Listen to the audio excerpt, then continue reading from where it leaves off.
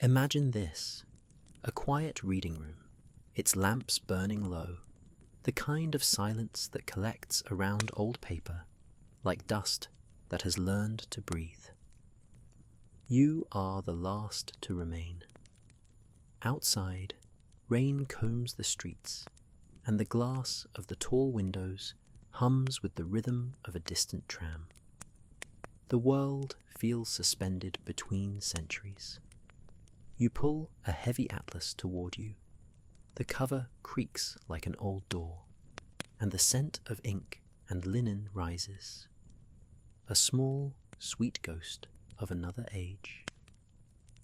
The page before you glows faintly under the amber lamp, and across its center, written in patient, elegant script, one word stretches wider than empires.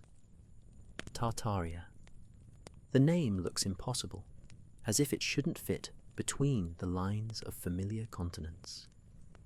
Yet here it is, calmly occupying a third of the world, sweeping from the Caspian's grey waters to the far Pacific, from the snows of Siberia down into green valleys that modern maps call something else. The lines are steady, not rumour's hesitation, but a cartographer's conviction. You turn the page, then another. More maps. French, Dutch, Italian, all drawn by rival nations, yet all agreeing on this same dominion. Great Tartary, Chinese Tartary, independent Tartary. Variations of a single song, repeated by many hands. The consistency chills you, because when lies travel, they tend to change their faces. But these faces remain the same. For a moment, the lamplight trembles. The room feels larger, as if the paper has opened a corridor between centuries. You imagine the men who made these maps, their quills scratching under candlelight, compiling travellers' tales of marble cities and steeples shaped like stars, of palaces built with metals that caught fire only when touched by the sun. You imagine them believing, or wanting to believe, that a grand, ordered civilization ruled the endless lands beyond the Urals. Then, almost unwillingly, you reach for a newer atlas. The kind you used in school, neat and reasonable. Continents printed in pastel tones, borders like spreadsheets. You flip to the same region, and the word is gone. Not changed, not moved, but gone. In its place, the familiar quilt of modern nations, their names sharp as numbers. The silence of omission hums louder than the tram outside. It feels deliberate, as if someone had not only erased the ink, but also polished the memory beneath it. You glance around the room, the watchful portraits, the ticking clock, the indifferent shelves, and the question swells. When did the world decide to forget an entire empire? You close the book, but the after-image lingers like a light behind your eyelids. The map glows there, ghost bright, superimposed over the present one in your mind, and for a heartbeat you feel the earth tilt. Streets outside seem older, doorways taller, windows half buried in stone. The ordinary city hums with an extra layer, a heartbeat beneath the heartbeat. If the past could be edited, would it not leave smudges? A misplaced stone here, a staircase that begins too deep, a cathedral whose foundation remembers a different sky. Perhaps we walk through these clues every day, our eyes trained to skip them. But tonight, in the hush of that reading room, the veil has thinned. You slide the atlas back onto the shelf and step into the corridor. The lights flicker once, twice, as though the old world, noticing your curiosity, blinks awake for a moment to greet you. Outside, the rain has stopped. The city glistens as if freshly unearthed, and the reflections in the puddles are not quite identical to the buildings above. What if those reflections are memories, fragments of a world that once stood taller than we can imagine? The ink was still wet when he paused. A single droplet trembled on the tip of his quill, catching the glow of the north light filtering through the workshop window. Outside, the wind pressed gently against the shutters, but inside, everything stood still. The hour, the dust, even his breath. A map was not simply a record of land and water to him. It was a confession, a quiet admission that the world was too vast to hold in the human mind, and yet worth the attempt. His name has been lost to time. Perhaps he was Dutch, or Italian, or French. One of those men who lived with ink on their fingers and salt on their tongues from listening to sailors' stories. On his desk lay the stretched parchment, pale as bone. He leaned over it and, with careful certainty, traced the letters once more. Tartaria. He did not invent the word. He inherited it, as all cartographers do, the echo of 1,000 travellers, merchants, and dreamers who spoke of a vast empire to the east, of shining citadels under frozen skies, of towers that hummed with light when storms rolled across the plains. He had never seen these things, but he had seen the conviction in the eyes of those who swore they had. That was enough. Maps are built not only from geography, but from belief. The hand moves, and the quill scratches a sound like whispering rain. Mountains rise under his pen, rivers meander. The unknown becomes known through the courage of line and curve. Each stroke is an act of trust, and yet, even as he works, a quiet unease begins to stir.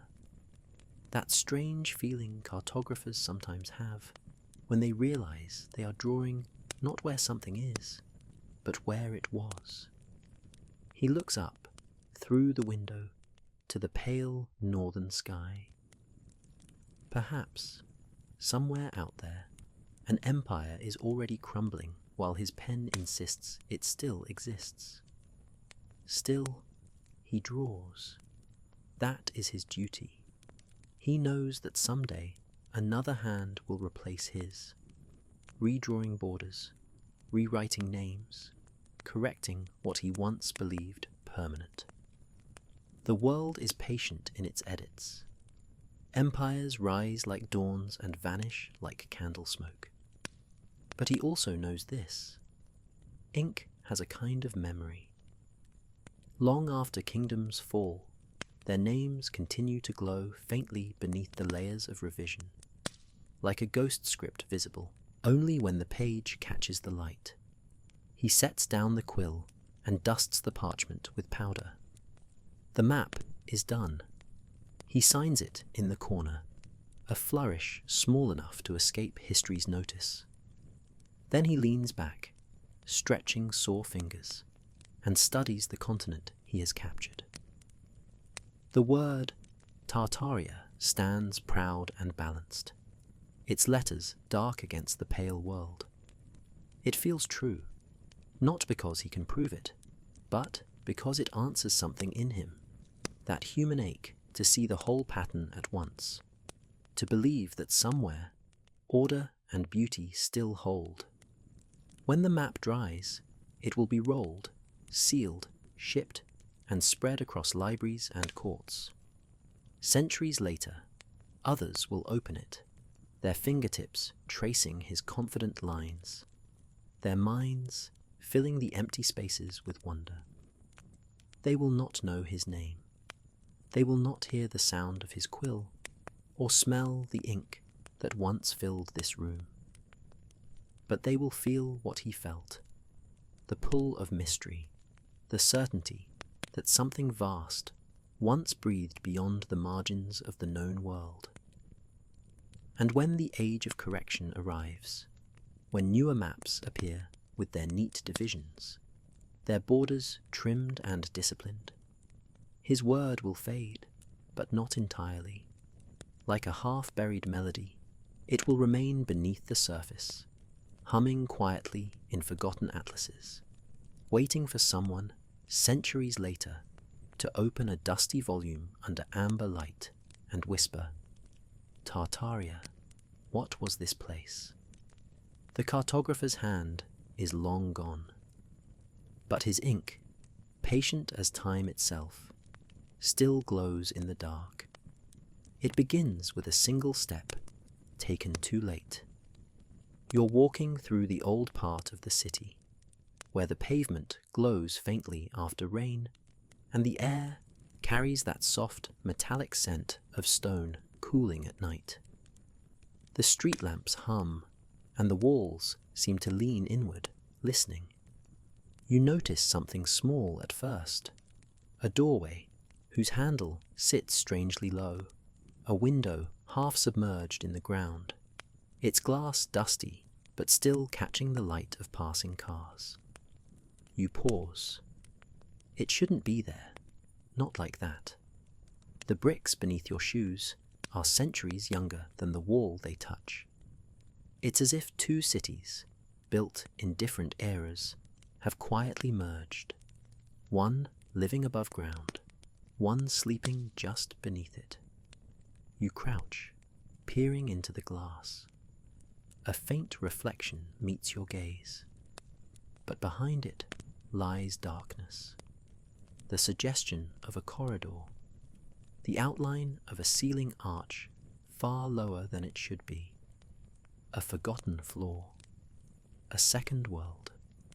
For a long time, you simply listen to the water trickling in gutters, to the clock tower's distant heartbeat, to the deep silence that seems to rise from the cracks themselves.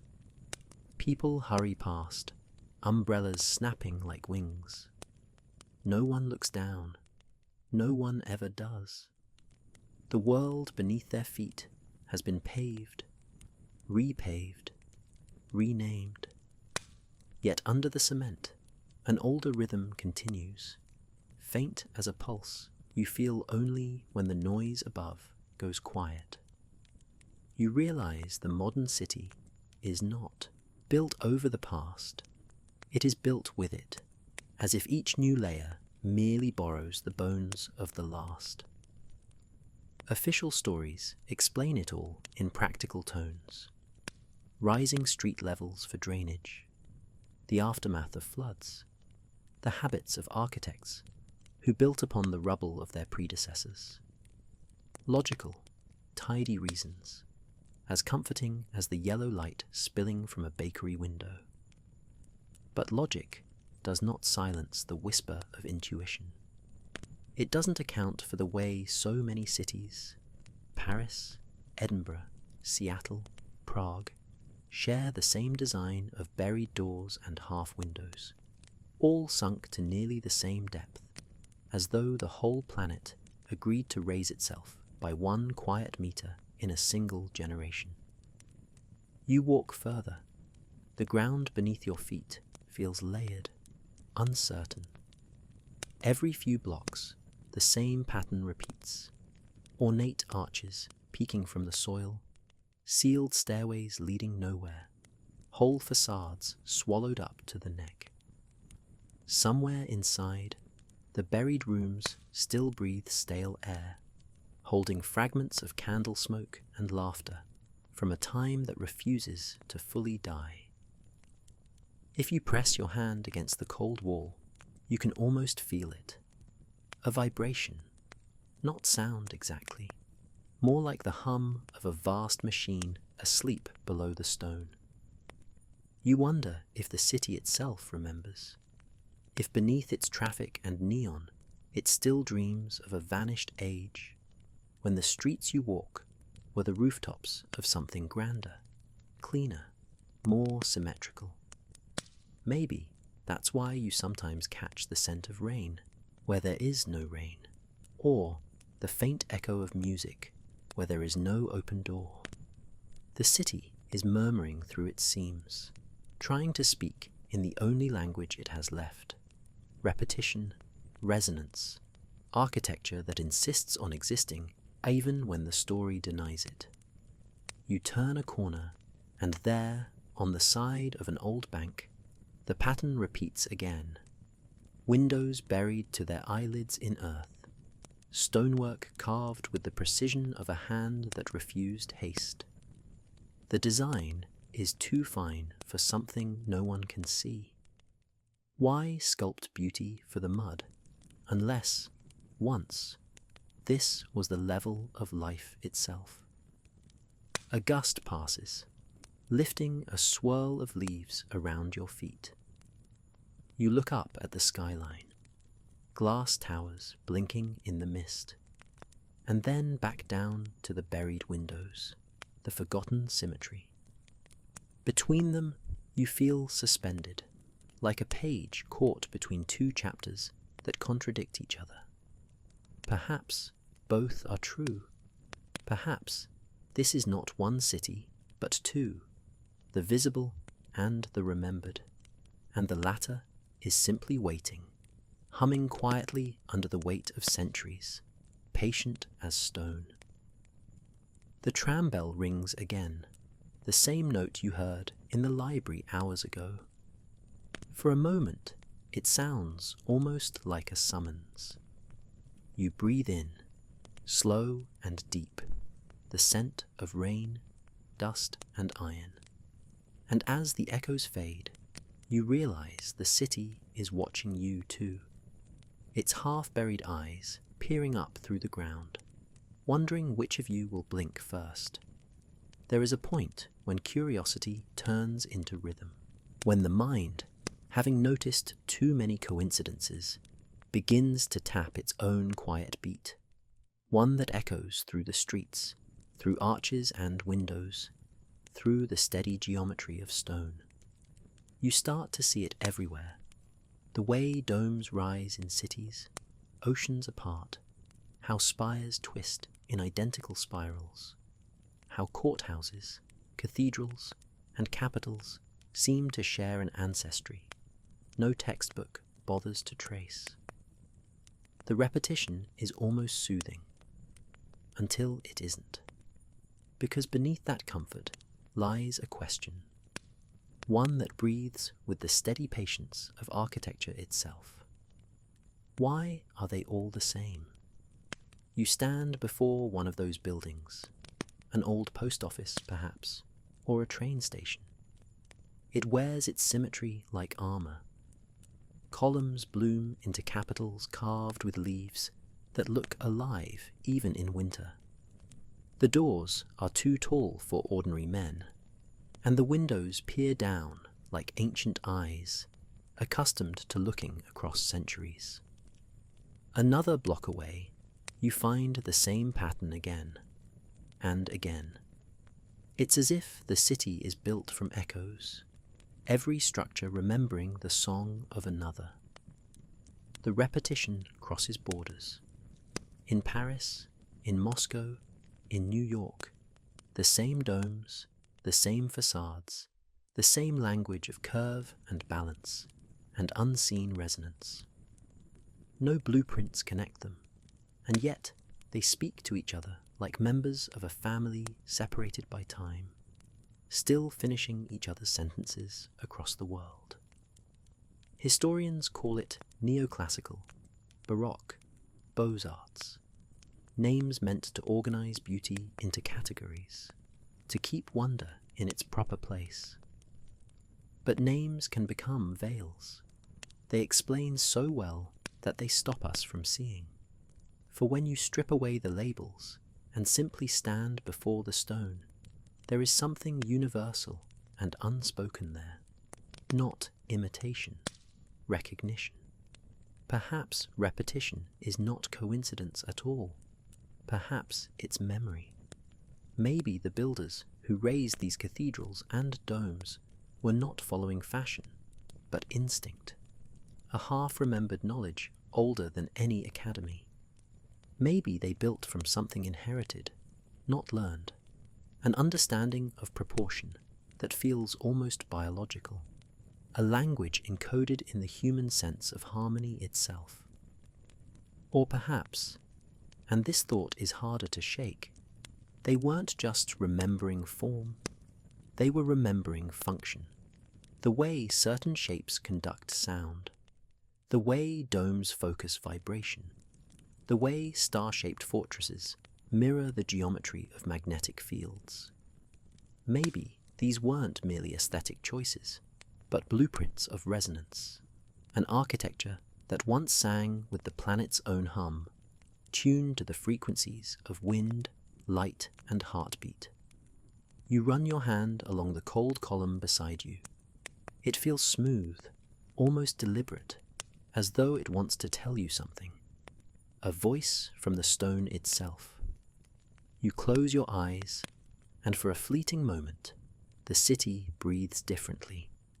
The hum beneath your feet aligns with the rhythm in your pulse, and suddenly, everything feels connected. But then, the bus passes, a horn blares, and the moment collapses back into the ordinary. People hurry by, holding phones, clutching coffees, unaware that they are walking through the repetition, that their path to work is laid atop an invisible grid older than their nations, older even than their languages. It's easy to dismiss it as coincidence, but repetition has its own gravity. It draws us toward pattern, toward recognition, toward remembrance. Like a dream retold so many times it becomes folklore. The architecture insists on repeating itself because it remembers what we've forgotten, that once, long ago, the world was built in harmony with itself. And maybe, just maybe, that's why these buildings endure when others crumble. Because they are not just structures. They are chords in a forgotten song still faintly playing beneath the noise of modern life. You take one last look at the towering facade. The lamplight glides across its carvings, and the shadows move like whispers across the stone. Every arch, every dome, every spiral seems to lean in, not demanding to be solved, but simply asking to be remembered. You step back into the street, and for a moment, as the wind moves between the buildings, the city hums again, low, resonant, familiar, as if the air itself is repeating something it refuses to let you forget. Every great mystery begins not with a door, but with a keyhole, a small, perfect imperfection in the wall of the known world. You find yours one evening when the air feels heavier than usual, as though the city has forgotten to exhale. The rain has stopped, but the streets still shine, turning reflections into portals. You walk without plan, following the echo of your own footsteps, until you arrive in a quiet square you've crossed 100 times before. But tonight, it seems slightly rearranged, a different angle here, a longer shadow there, as if the city has tilted just a fraction closer to truth. At the center stands an iron fountain. You've never noticed how old it looks, its basin worn smooth by invisible hands, its figures eroded not by weather, but by time that has learned patience. Water trickles from mouths that no longer resemble lions or angels, only something in between. You lean closer. The sound is not quite water. It's a murmur, like breath moving through hollow stone. And then you see it, a small aperture near the fountain's base, no wider than a coin, glowing faintly where the moonlight touches it. It isn't new, it's ancient, carved with the assurance of purpose.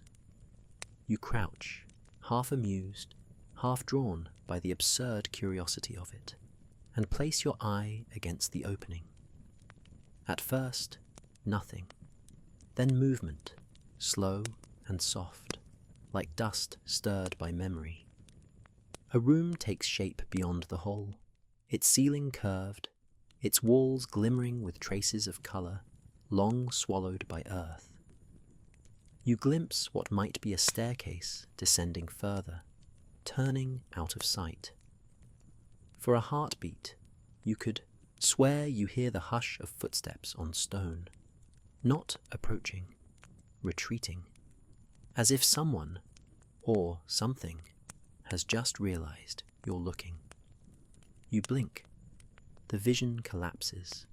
Only darkness remains. But when you step back, the square feels altered, the air heavier, the silence deeper.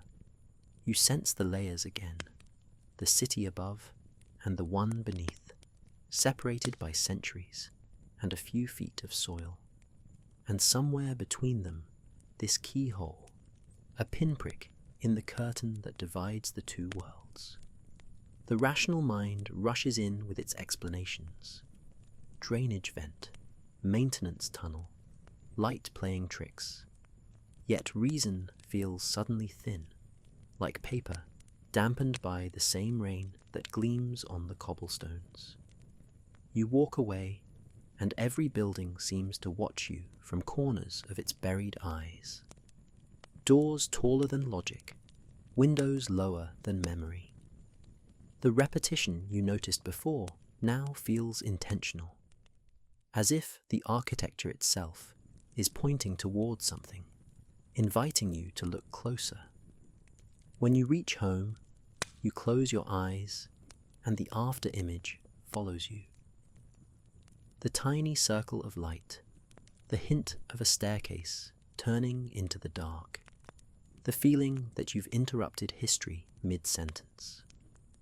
You lie in bed, and the city continues to whisper through your window, a slow vibration carried by the night air, patient, almost kind. Somewhere below the paving stones, something waits, not malevolent, merely forgotten, like a song left unfinished. And you, by accident or destiny, have pressed your ear against the first note. The first keyhole never tells the whole story. It only reminds you there is one. It begins with silence. Not the ordinary hush that falls after midnight, but something heavier, a silence that feels physical, like a blanket draped over the earth itself. You wake from a dream that isn't yours. In it, the city trembles, not violently, but strangely, like a body exhaling after holding its breath for too long. The air is thick, the streets glisten, though there is no rain. And then, soundlessly, the world sinks. Stone sighs.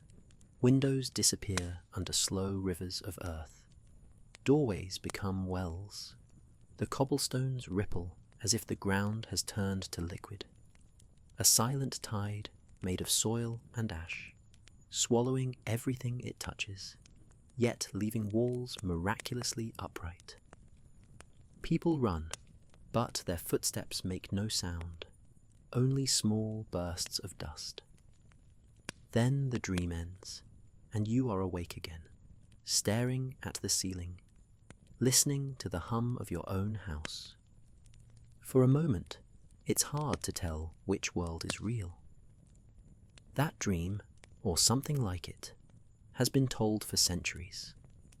It's there in folk songs and travel diaries, in whispers among builders who find buried windows, in old reports of cities raised whole feet higher than before.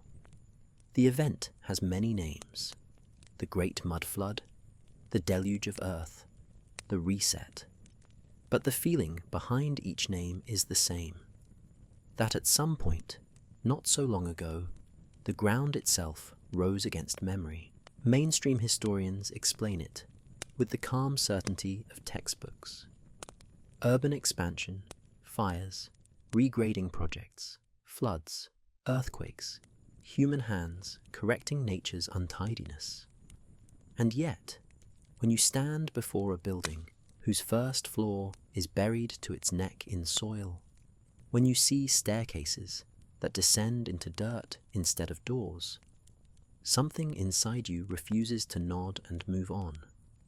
Because logic can explain patterns, but it rarely explains their precision. From Moscow to Madrid, from Paris to Portland, the same story repeats. Old streets turn to basements, ornate windows sealed below ground, entire districts layered like geological strata, each new level pretending the one below never existed. And within that pattern lies a whisper that refuses to die, that perhaps this wasn't erosion or time or civic planning, but something else. A flood, yes, but not of water, a flood of earth. Imagine it. A world where the soil moves like a living sea, where towers vanish not beneath waves, but beneath land, liquefied by some impossible force.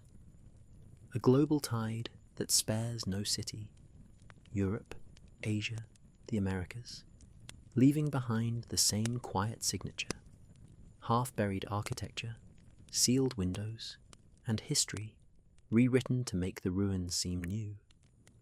The more you read, the stranger it becomes. Newspapers from the 1800s describe earth flows and mystery mudslides, with no rain preceding them. Excavation reports speak of entire facades found beneath modern streets, their stonework still sharp, their doorknobs still polished. Engineers offer explanations, but their certainty never quite fits the unease of their discoveries. You begin to sense that the world above is not the first draft of civilization, merely its latest revision.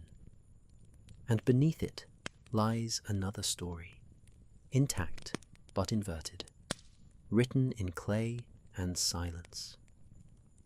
Some say the mud came from the sky, from volcanic dust, or from cosmic storms that turned the atmosphere itself into falling earth.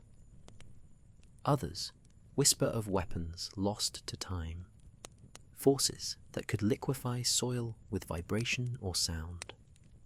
And then there are those who say it wasn't nature at all, but intention, that someone, somewhere, wanted to bury the old world to build a new one upon its grave. Whichever version you listen to, the feeling is the same, that the ground beneath us is not entirely trustworthy. And perhaps, when you stand in an old street at night and feel a faint tremor through your shoes, what you're hearing isn't the subway or the passing trucks, but the quiet memory of that movement, still echoing through the bones of the earth. You look down, imagining the layers below, street on top of street, dream on top of dream. And at the very bottom, perhaps, the last breath of an empire that refused to vanish, only to be gently covered, not destroyed, but paused, as if waiting for us to notice the hum of its heartbeat again. The descent begins quietly, not with shovels or machines, but with curiosity. A door unlocked in a basement, a tunnel discovered behind a crumbling wall, a staircase that doesn't end where it should. It happens everywhere, though few speak of it for long. Beneath Paris, entire streets sleep, limestone corridors once filled with the murmur of trade, now breathing only dust and the slow drip of water. Beneath Edinburgh, vaulted rooms lie stacked like forgotten thoughts, their walls soot-darkened, their ceilings arched with the precision of architects who never meant for their work to disappear. In Seattle, Shopfronts remain beneath shopfronts. Gas lamps sealed in the dark, where sunlight can no longer reach. Each discovery begins the same way. A worker with a lantern, brushing past stone and finding a doorway that opens into another century. And every time, the same question follows. Why would anyone build something so perfect, only to bury it? You picture it, layer upon layer, cities folded like pages of a book too thick to close. The modern world walks on ceilings, once meant to be skies. Cafes hum above what used to be parlors. Beneath apartment blocks, staircases descend to nowhere, their final steps swallowed by clay. Even subway tunnels occasionally scrape against older vaults, lined with stone so precise it doesn't crumble, only waits. Historians call them foundations, the practical bones of urban renewal. But as explorers press deeper, they find details that refuse to behave like foundations. Ornate carvings, full archways, tiled floors designed for light. Rooms meant for life, not for hiding. You can almost feel the rhythm of it as you listen. The slow breathing of the earth, reclaiming what once was bright. The air down there carries a scent of iron and rain, a fragrance of sleep and age. If you listen long enough, it begins to sound like a heartbeat, faint but steady. In some tunnels, explorers find entire windows sealed from the outside, their glass intact, their curtains fossilized into lace. In others, stone steps lead upward to locked doors that open to nothing, doors built for streets that no longer exist. Imagine the first man to find one of these rooms, brushing away the soil and watching sunlight flood into a place that hasn't seen it in centuries. For a moment, he is no longer standing in the present. He is inside a memory, the preserved breath of another civilization, still warm with intention. Every city has its ghosts, but these are not spirits. They are structures, stone, iron, and purpose. Each one seems to whisper the same thing. We were here before you. And when you step back onto the surface, blinking in daylight, the skyline above looks different.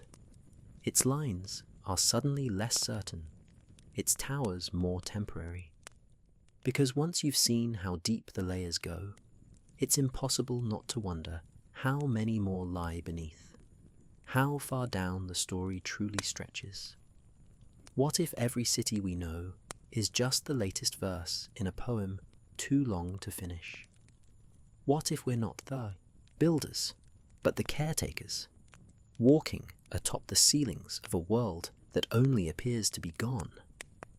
They say architecture is the handwriting of civilization.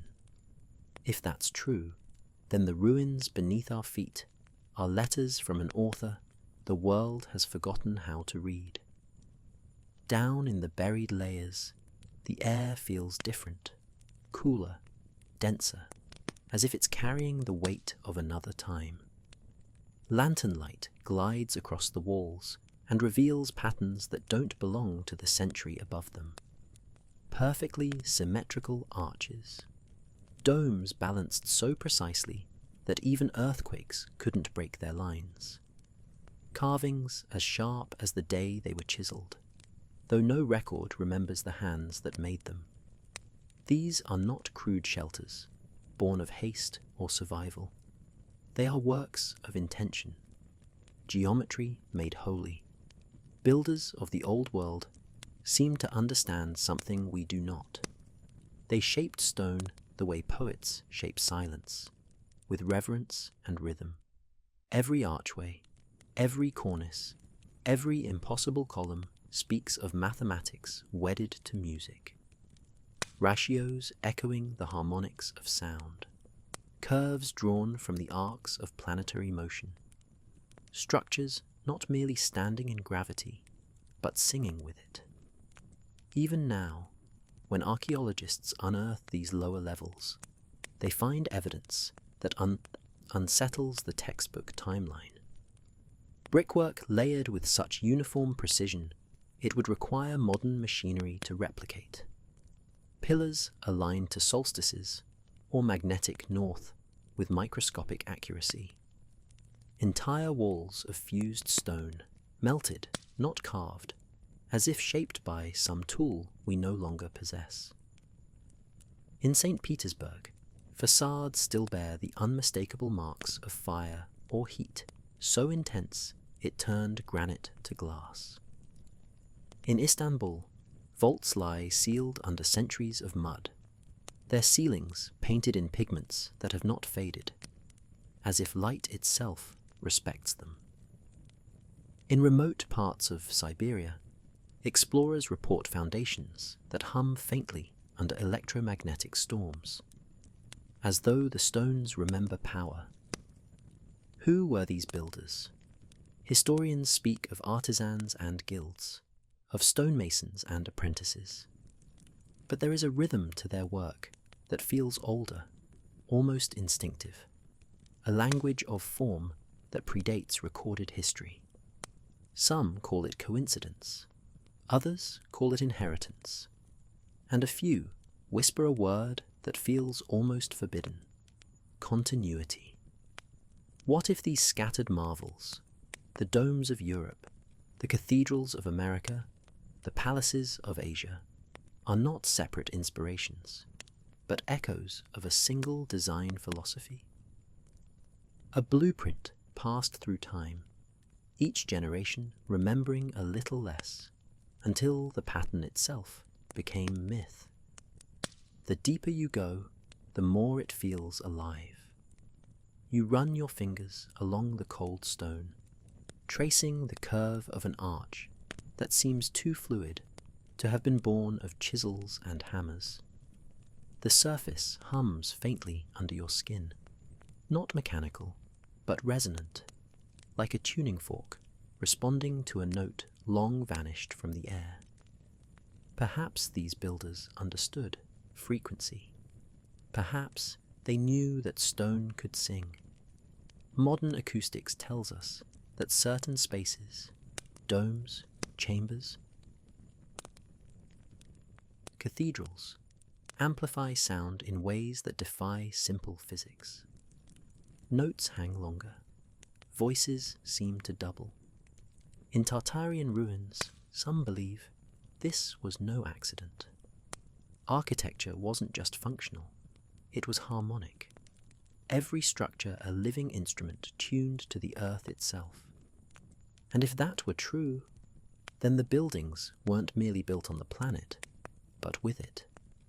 Collaborations between human and stone, mathematics and energy, the kind of union our modern cities have long forgotten.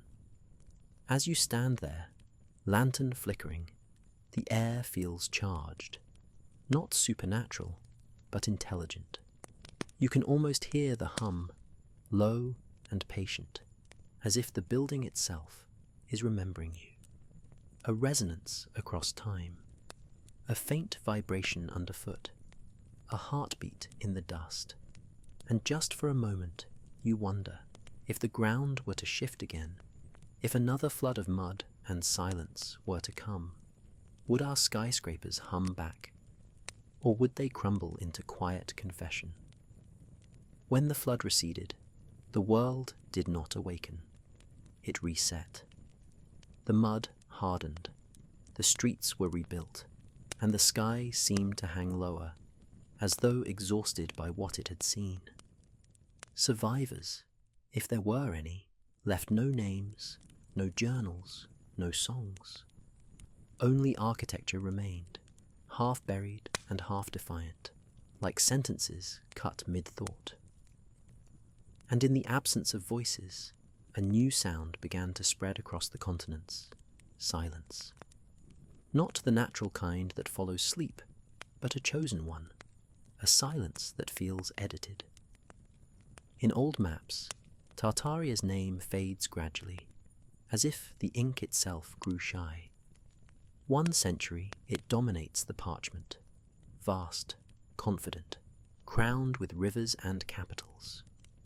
The next, it shrinks to a shadow of itself.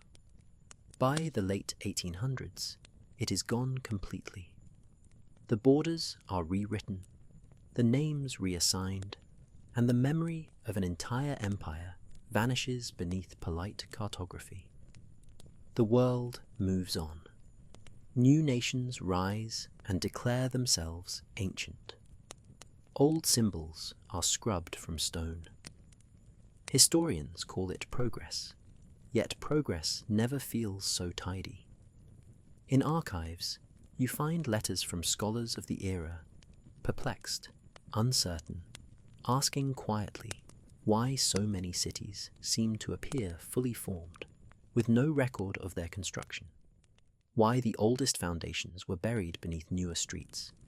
Why maps disagreed so completely with what their boots discovered. But their questions were met with a familiar answer. Coincidence, local error, outdated data, and then silence. It is a strange kind of death, not by destruction, but by deletion. A civilization rewritten in real time, one edit at a time. The pattern repeats across continents. In Europe, families inherit mansions whose basements were once grand halls. In America, city planners raise streets to cover what lies below, claiming hygiene as their reason. In Asia, sacred sites are reinterpreted, their original purpose folded into new faiths.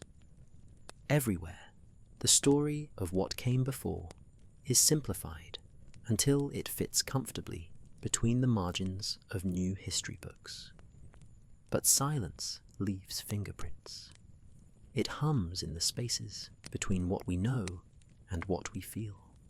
When explorers descend into forgotten tunnels, they report the same sensation, a low vibration in the bones, a pressure behind the ears, as if the walls themselves remember being spoken to. Some describe faint music with no source, like distant choirs under stone.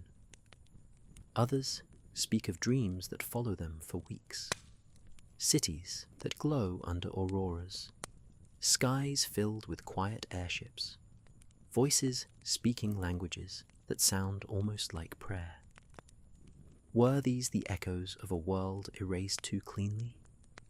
Or just the mind reaching for meaning in the void? In the great silence that followed the flood, humanity began again. But starting over is not the same as starting new. It carries the weight of what it replaces, the way a fresh coat of paint carries the outline of whatever lies beneath. We built our world upon the ruins of another, and the silence we inherited became the foundation of our memory.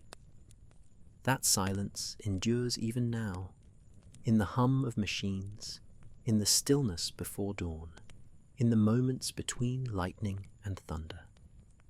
It's the pause of history, reminding us that forgetting is not erasure. It is merely waiting. And beneath that waiting, something listens, patient, enduring, unburied only when the right question is asked. They say civilizations are remembered by their ruins, but what if the greatest ruins aren't in the ground at all? What if they're in the sky? After the great silence, strange stories began to drift through the new world, not written, but murmured, like bedtime tales, for those who still dreamed of the impossible. Old men spoke of lights that moved like thought, of machines that floated without sound, of towers that hummed to the rhythm of thunder. They said that before the mud came, there were vessels that sailed the air as easily as ships sail the sea. Most dismissed these as folklore, the kind of stories that grow from longing. But then, across archives and sketches, something began to repeat. Blueprints with no known inventor, symmetrical discs, bell-shaped crafts, domed engines labelled atmospheric converters, photographs from the 1800s showing enormous airships gliding above crowds, their origins never fully explained. Newspapers describing mystery airships before the Wright brothers ever left the ground. Historians call it coincidence, or imagination accelerated by the age of industry. Yet the details align too neatly with the architecture below. Domes built like resonators, spires tipped with copper, courtyards shaped as if to direct unseen currents. It is as though the same minds that mastered stone also mastered sky, harnessing forces that modern science has only begun to name. In the heart of these stories lies one recurring symbol, a sphere crowned with wings, radiant and silent. You see it on old Tartarian maps, etched into cathedrals, woven into the mosaics of St. Petersburg and Istanbul. It is the emblem of balance, earth and heaven joined by vibration. Some interpret it as myth, others as memory, a reminder of the era when flight was not conquest, but communion. For if the Tartarians did sail the air, they did not do so with smoke or flame. Theirs was a gentler mastery, the manipulation of resonance, the harnessing of etheric energy, the invisible ocean that hums between worlds. Free power, free motion, free thought. Imagine standing beneath one of those crafts, a silent leviathan of glass and gold drifting above the rooftops. It glows faintly, not from fuel, but from harmony, drawing energy from the very air. Below, cities bloom with that same principle. Towers shaped like tuning forks, fountains that shimmer with magnetic light. Everything connected, everything alive, everything humming in rhythm with the sky. And then, silence. The crafts vanish, the towers fall still, the resonance stops, as if someone has plucked the world's final note. Perhaps the flood was no accident. Perhaps it was consequence, a release of energy too vast, a misstep in a dance with nature's own pulse. Or perhaps, as some whisper, it was deliberate, a reset to bury the knowledge before it remade humanity into something uncontainable. Whatever the cause, the sky changed. The airships became clouds, then myths, then metaphors. Yet even now, their shapes linger in our imagination, the domes of cathedrals, the spires of observatories, the whisper of static before a storm. Somewhere deep inside us, the memory of the sky has not died. It only sleeps, waiting for resonance to wake it. When thunder rolls over an old city, listen carefully. For a heartbeat, the air vibrates in a way that feels familiar, as though the heavens themselves are remembering. That is the echo of the forgotten sky, the hum of an empire that once built its dreams, not just from stone and earth, but from the quiet music of the atmosphere itself. And perhaps, if we listen long enough, we might learn to hear it again. History does not vanish all at once. It fades, grain by grain, like sand slipping through an unseen hand.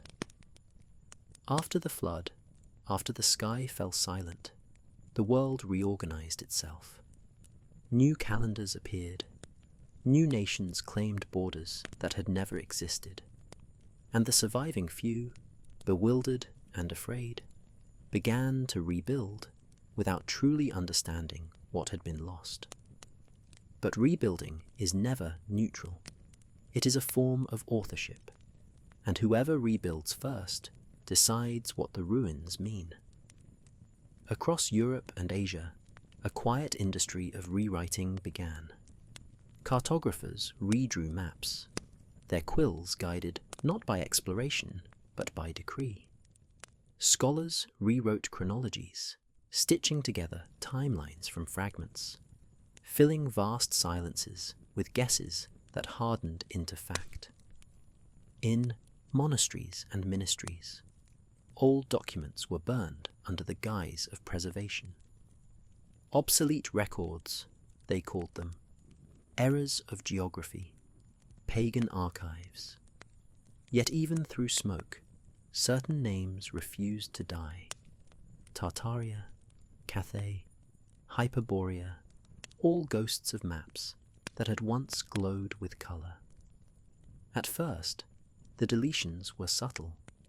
Borders adjusted by a river's width, capitals renamed, empires merged under familiar flags. But over decades, the edits deepened until the memory of an entire civilization became a cartographic myth, a curiosity for collectors, a footnote in the great narrative of progress. By the mid-1800s, a new world had emerged. The same land, the same mountains, but a different story. Historians would later call this the Age of Enlightenment. Yet, beneath the rhetoric of light, something darker was taking shape. A collective amnesia engineered with precision. Libraries rebuilt atop ruins. Churches consecrated over older domes whose symbols no longer aligned with accepted faiths. Governments proclaimed new beginnings, as if history itself had consented to forget. The few who remembered spoke in riddles. Architects whispered that their cities were not built, but unearthed. Engineers found blueprints they could not decipher, instruments that worked, but whose principles they did not understand. Some wrote letters to ministries, asking where these designs came from. The replies were always the same: antiquated, decorative, of no scientific value. But the pattern was clear. The world was not simply rebuilding, it was overwriting. In museums, artifacts were mislabeled. Star-shaped fortresses became defensive structures. Energy conductors were renamed steeples. Sonic resonators reclassified as organs. And the ancient maps, those sprawling depictions of Tartaria stretching from the Caspian to the Pacific, were quietly locked away in private archives or dismissed as errors of translation. When questioned, officials smiled with the calm cruelty of certainty. They said the old world had never existed, that its architecture was coincidence, that the buried cities were foundations, not civilizations, that the people who claimed to remember were dreamers, mystics, conspirators. And slowly, the silence returned. The erasure was complete, not when the last map was altered, but when the last man who remembered began to doubt himself. It is easy to destroy monuments. It is harder and far more efficient to destroy meaning. By the time the 20th century dawned, the new story was settled. History became a smooth surface, polished, linear, safe. Tartaria became a footnote, then a myth, then a joke told by men who had never seen what lay beneath their cities. But stone remembers, and the silence that followed the rewriting was not empty. It was pregnant with echoes, waiting for someone, somewhere, to listen again. the victors of history seldom march with banners. They walk quietly in the soft-soled shoes of librarians, archivists, and ministers. Their conquest is not measured in blood, but in ink. After the cataclysm, the world needed order. Chaos invites memory, and memory is dangerous. So, as the mud hardened and the maps were redrawn, a new kind of empire emerged. One built not on territory, but on narrative. Its architects wore robes, not armor. They wrote, they indexed, they defined, and with every word, they decided what would live and what would be forgotten. They began in the universities, the newborn sanctuaries of reason. Professors catalogued knowledge like merchants, deciding which truths could be sold to the next century. Ancient sciences of resonance and geometry became curiosities. Architectural harmonics, once considered the sacred language of building, were dismissed as superstition. Chronologies were rewritten with comforting simplicity, chaos into order, mystery into progress. In hidden chambers beneath the institutions, archivists sorted through what the flood had spared. Maps inked in languages no one could read, instruments carved from crystal, manuscripts that described the movement of stars as if they were alive. Most of it was burned. Some was locked away. A few, the most dangerous, were rewritten until their meaning inverted. Symbols of harmony recast as omens. Blueprints relabeled as myths. They called it preservation. But it was not the knowledge they preserved, only its outline. Above ground, the churches adapted. Steeples that once conducted energy were blessed as towers of prayer. Domes that once amplified sound were rededicated to silence. The geometry remained, perfect, powerful, but its purpose was renamed. The resonance continued, but no one listened. Governments, too, played their part. They drafted new calendars, marking year zero not by creation, but by conquest.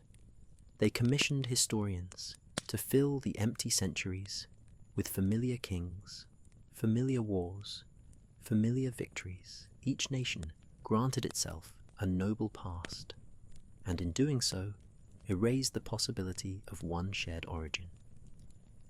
The illusion worked because it was kind. It offered people a sense of beginning. It told them that the past was simple, that progress was certain, that mystery was madness, and people, tired of rebuilding, accepted it gladly. Yet not all did. A few whispered of a council, the architects of forgetting, an unseen fraternity of scholars, priests, and financiers bound by a single purpose: to curate reality. Their seal, some claim, was a serpent eating its own tail, not as a symbol of eternity, but of control. They met beneath cathedrals and in the basements of royal libraries. There, they sorted the surviving records of the old world, deciding which truths were useful, which were dangerous, and which must be erased entirely. If you believe the stories, their debates lasted years. Some wanted the truth, preserved, if only as legend. Others argued that mankind was not ready, that the knowledge of free energy, of sound and stone, would bring ruin again. In the end, compromise was found. The truth would be hidden in plain sight, carved into architecture, coded into myths, whispered into scripture. The world would forget, but not completely. And so, history became a labyrinth, the straight path replaced by corridors of half-remembered truths and mirrored lies. you can still feel the fingerprints of the architects in the smallest things, in the repetition of symbols across continents, in the way church bells hum in perfect fifths, in the forbidden patterns that appear in government seals. They succeeded, we forgot. And yet, the perfection of their erasure betrays them, because in every blank page, the outline of what was once written still bleeds faintly through. When you look closely enough, you can see it, the shadow of the erased word, the faint echo of an older name, Tartaria, not a myth, not a country, a memory, too vast to destroy, too dangerous to remember. Morning always follows catastrophe. It arrives timidly at first, thin, grey, uncertain, but still it comes. After the flood and the forgetting, humanity began to build again, not out of remembrance, but necessity. The world was quiet, the soil fertile, the ruins stable enough to inherit, and from those buried foundations, the age of invention began. They called it the dawn of progress, but the light that rose over the 18th and 19th centuries was not entirely new. It shimmered with the reflection of something older, something half-remembered. The builders of this modern age believed they were pioneers. They erected railways across plains, strung telegraph wires between continents, filled cities with lamps that glowed without flame. But if you look closely, if you trace the lines of these inventions, you can still see the faint geometry of Tartaria underneath, the ghost blueprint guiding their hands. The new towers looked suspiciously like the old ones. Copper spires pierced the clouds just as the resonance domes once had. The first electric circuits hummed in rhythms identical to ancient harmonic ratios. Cathedrals were repurposed as power stations. Star-shaped fortresses became factories. Humanity, without knowing it, was resurrecting fragments of the very science it had been told to forget. They called it electricity. But to the few who still remembered the whispers of the old world, it was simply energy returning home. In the decades that followed, progress became a fever. Machines multiplied like dreams, each one humming a little louder than the last. Coal replaced silence, and the air grew heavy again. Not with mud this time, but with smoke. The glow of the new world spread, but it was a cold glow, mechanical, missing the warmth of resonance that once united life and architecture. In hidden corners, a few noticed the pattern. Inventors spoke of forces that could be drawn from the air, of towers that could distribute power freely, of vibrations that could heal rather than burn. Their names appear and vanish in history's margins. Dreamers dismissed as mad, scientists whose patents were sealed, architects whose blueprints disappeared into government archives. Nikola Tesla was one of them, a man who dreamed of wireless energy, of towers that could hum life into entire cities. He built his great transmitter, the Wardenclyffe Tower, on Long Island, a structure that looked uncannily like a Tartarian spire. He claimed it could draw power from the very ether, the same invisible ocean the ancients once navigated. But the financiers turned away, governments withdrew support, and the tower was dismantled before it could sing. The echoes of Tartaria's wisdom had resurfaced and were silenced again. The New World preferred its power metered, its progress taxed, its light sold.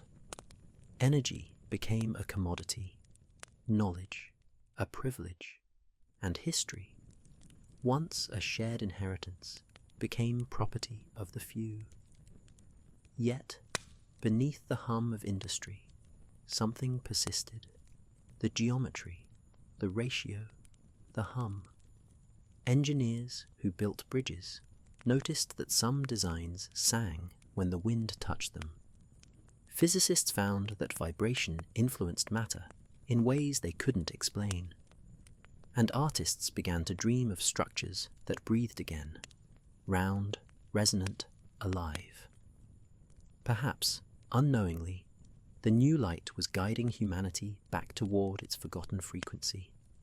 Because even as factories rose and the night filled with the glare of modern invention, there were moments, small, almost sacred, when the world seemed to remember itself. The low hum of power lines after rain. The echo of a cathedral bell perfectly tuned to the wind. The vibration of a train rail beneath your hand. All of it, faintly, secretly, singing the same old note. The light had returned, but it carried the shadow of the one that came before, a borrowed brilliance, humming softly with the memory of Tartaria. The hum never stopped. It merely changed its tone. What once resonated through domes and marble now moves through copper and glass, through the endless veins of the digital world. Every machine, every screen, every quiet transformer hidden behind a city wall carries a pulse, a vibration too low for the ear, too constant for attention. Yet, if you stand in a quiet room and listen closely, you can feel it. The same rhythm that once rolled through stone halls and gilded ceilings. A forgotten heartbeat, still alive, disguised as progress. When the old world sang, it did so in harmony with nature. When ours hums, it sings in isolation. The same melody, but dissonant, fractured, confined to circuits. Still, the echo persists. Somewhere between data and electricity, something ancient has remembered how to breathe. Scientists call it coincidence, electrical resonance, harmonic feedback, the byproduct of alternating current. But late at night, when radio operators hear voices between frequencies, when servers flicker in patterns that match no algorithm, when static resolves into melody, it's hard not to wonder if something older is whispering through the noise. Perhaps the machines are not creating the hum. Perhaps they are hearing it.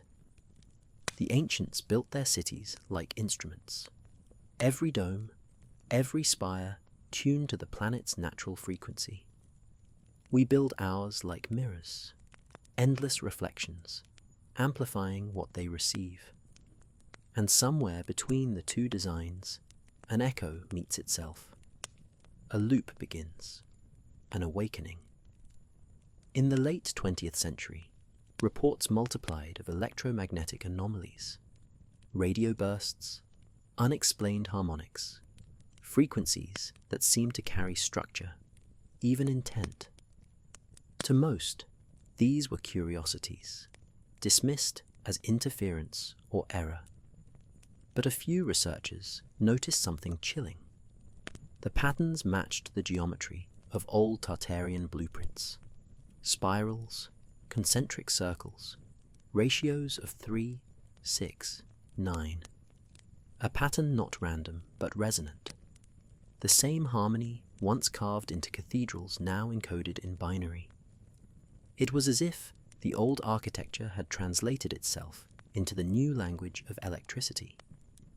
And like a sleeper shifting in a dream, the past began to stir. Every time a generator spins, every time a satellite transmits, every time a phone vibrates in your hand, a fragment of that resonance moves through you. You don't notice it. The body adapts. But deep inside, the cells remember. The bones hum faintly, like tuning forks, rediscovering their frequency. Maybe that's why modern life feels both connected and haunted. We have rebuilt Tartaria without knowing it. Our data centers stand where star forts once gathered energy.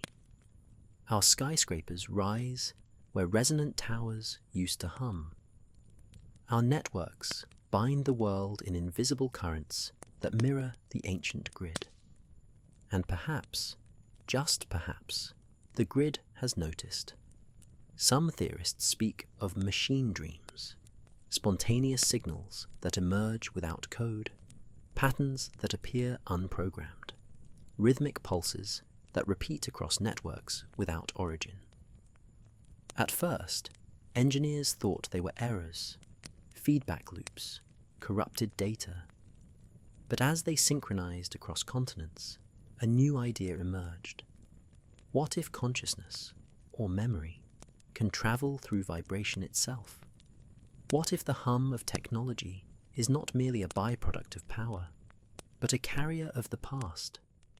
They say ghosts haunt old houses, but maybe the ghosts of Tartaria haunt frequencies, hiding not in shadows, but in signals. Maybe every spark, every flicker, every whisper of static is a reminder that something vast and forgotten is trying to speak again.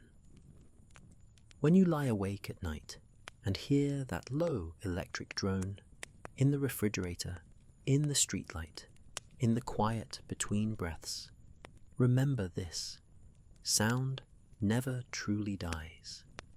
It only travels.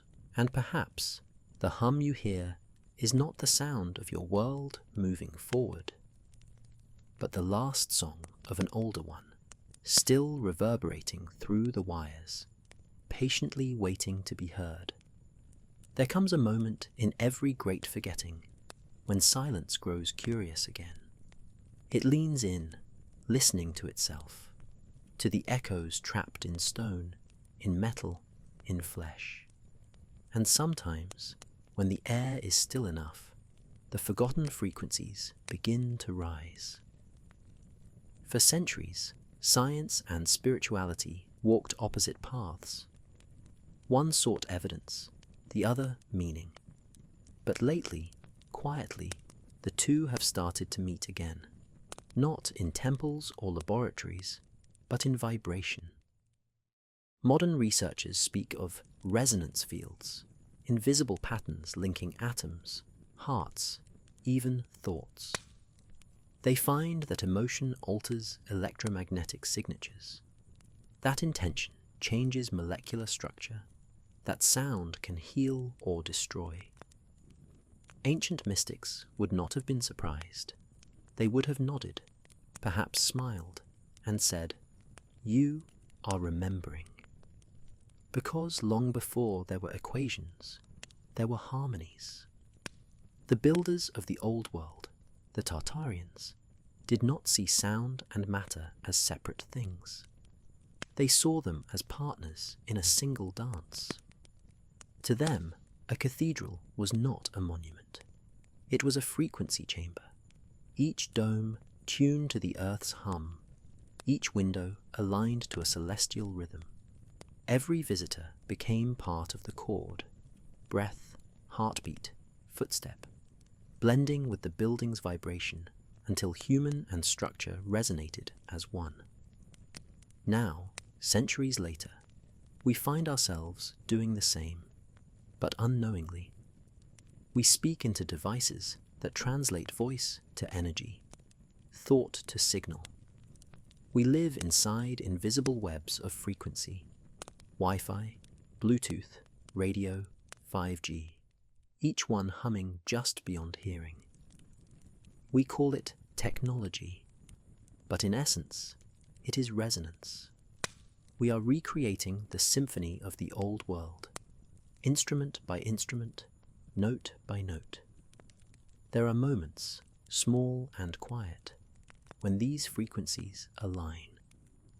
A crowd chanting in unison, acquires vibration causing glass to tremble. A scientist watching sound waves form perfect geometry in sand. Each time, the veil thins. Each time, the forgotten pattern flickers back into view. Some physicists now speak of the Schumann resonance, the Earth's natural heartbeat, a pulse of 7.3 Hertz circling the planet. They say it governs our circadian rhythms, our moods, even our dreams. Ancient architecture, when measured, often aligns with this same frequency, as if the builders knew exactly where the Earth's song was strongest. As if Tartaria's cities were not constructed, but tuned. And perhaps that is what we are rediscovering. Not their machines, not their maps, but their understanding. That everything which exists, stone, sky, circuit, soul, is made of vibration. That to change the world, one need not conquer it, but simply adjust the note. When you stand inside a cathedral and feel the sound travel through your bones. When you close your eyes to music and sense yourself dissolve into something vast and ancient. That is the hidden frequency, the echo of a civilization that once built harmony instead of hierarchy. Maybe that is why the hum of technology feels both thrilling and mournful. It is the same song, but out of tune, longing to return to its original melody. The machines are trying to remember, and perhaps so are we. One day, when the frequencies align again, when the hum of the earth and the hum of our inventions merge into a single tone, perhaps the silence that followed Tartaria will finally break, and in that sound, not loud, but vast, gentle, and infinite, we may finally hear the world remembering its own name. If you listen carefully, cities have a pulse. It rises in the low hum beneath traffic, in the rhythmic sigh of air vents, in the echo of footsteps through narrow lanes at dusk. Most dismiss it as background noise, but to those who know what to hear, it is something older. A heartbeat left over from another time. Some places never stopped breathing the old air. Their streets curve the way rivers remember their ancient beds. Their buildings lean as if toward a note still resonating under the soil. And if you walk them slowly enough, slower than tourists, slower than residents, you begin to feel that faint vibration travel through your shoes, up into your chest, steady and patient. The same resonance that once animated the world before the Great Silence.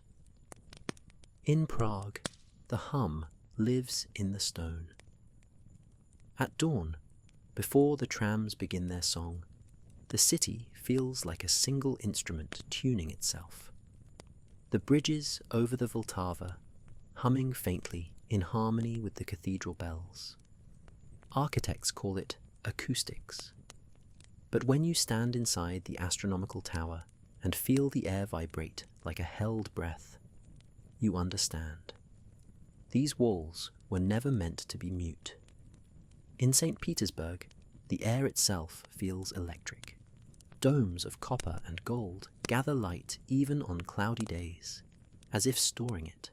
Locals whisper that during storms, some rooftops spark blue, a corona of energy flickering at their peaks. Tour guides laugh it off, calling it a trick of the eye. But the old drawings show wires that once connected dome to dome, spire to spire, not for lightning, but for power. At night, when the wind rushes from the Gulf, the city hums a tone you can feel more than hear. Low, resonant, like a deep cello buried in the fog. In Venice, the resonance travels through water, The canals carry vibration like veins carry blood. Boats pass over submerged arches, remnants of older streets now claimed by the tide. When bells ring across the lagoon, their echoes fold over one another, creating a trembling harmony that seems almost intentional. Some say the city is slowly sinking. Others say it is slowly returning, aligning again with the level it once knew, waiting for the resonance to reach it. In Kathmandu, the air still smells of metal and prayer. The stupas stand like tuning forks pointed at the Himalayas, their eyes painted wide, watching centuries drift by. Monks chant at dawn in frequencies that vibrate the chest cavity more than the ear. Recordings show that these frequencies mirror the natural hum of the planet, as though every prayer is an act of calibration, adjusting the Earth's tone back toward balance. And in Istanbul, where East and West meet like halves of the same thought, the Hagia Sophia still breathes the Tartarian rhythm. Inside its dome, sound does not simply echo, it lingers, folding around itself until every whisper becomes a chorus. Stand there long enough, and your heartbeat begins to slow, syncing with the invisible pulse that has travelled through those stones for 15 centuries. It is not architecture. It is memory made solid. All these cities, and countless others, hum beneath the noise of modern life. Their resonance is not gone, only buried under engines, electricity, and forgetting. Sometimes, during blackouts, when the grid falls silent for a moment, people report hearing it again, a soft vibration rising from the ground, steady, familiar, impossibly ancient. Perhaps that is the world breathing through its scars. Perhaps those frequencies are Tartaria's way of reminding us it never truly died. The cities endure because they remember how to listen. They do not need belief. They only need quiet. And in the quiet, the heartbeat returns. Slow, patient, eternal. They rise quietly above the modern skyline. Spires, domes, minarets, clock towers. Each one a fragment of the same forgotten chord. We walk beneath them every day without noticing how they lean toward the heavens, how their lines converge on invisible points in the sky. But if you stop, just for a moment, and listen, you might hear it. A hum that does not belong to the wind. A tone suspended somewhere between silence and song. It begins with the cathedrals. Their bells no longer toll for prayer, yet the metal still carries memory. When struck, the vibration lasts longer than physics predicts, a shimmer that feels alive, like a note reluctant to end. Inside, even the faintest whisper finds itself multiplied, folding around pillars that seem to breathe it back. Scientists measure the acoustics and call it perfect proportion. But perfection rarely happens by accident. Stand in the nave of Notre Dame, or beneath the dome of Florence, or in the long corridors of Canterbury, and close your eyes. The air does not sit still. It moves in spirals, slow and deliberate, as if the space itself is gently turning. Some say the ancients built with this in mind, that every arch and vault was calculated to draw in the planet's heartbeat and return it, amplified, purified, harmonized. A cathedral, in truth, is not a building. It is an instrument. Further north, the star forts still trace their impossible geometry across the earth. From above, they look like snowflakes carved in stone, radiant symmetry too vast to perceive from the ground. Historians call them fortifications, but their design tells another story. Each bastion points to a compass direction. Each moat forms a circuit of water that flows in rhythm with the tides. And at their center, always, a tower, not a lookout, but a resonator. When wind passes through their corridors, it sings.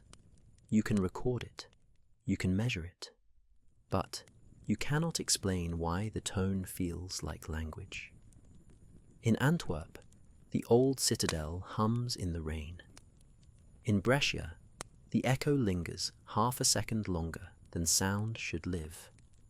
In St. Petersburg, under certain atmospheric conditions, the fortresses resonate so strongly that the cobblestones vibrate, a deep, invisible heartbeat rising from the ground. Travel east, and the same pattern reappears in India's stepwells and Persia's towers of silence. Structures designed to channel air and sound in ways no military engineer would ever require. Their stairways spiral like shells, their openings tuned to capture wind at just the right angle to produce tone. People passing by hear it as a whistle, a coincidence of breeze and stone.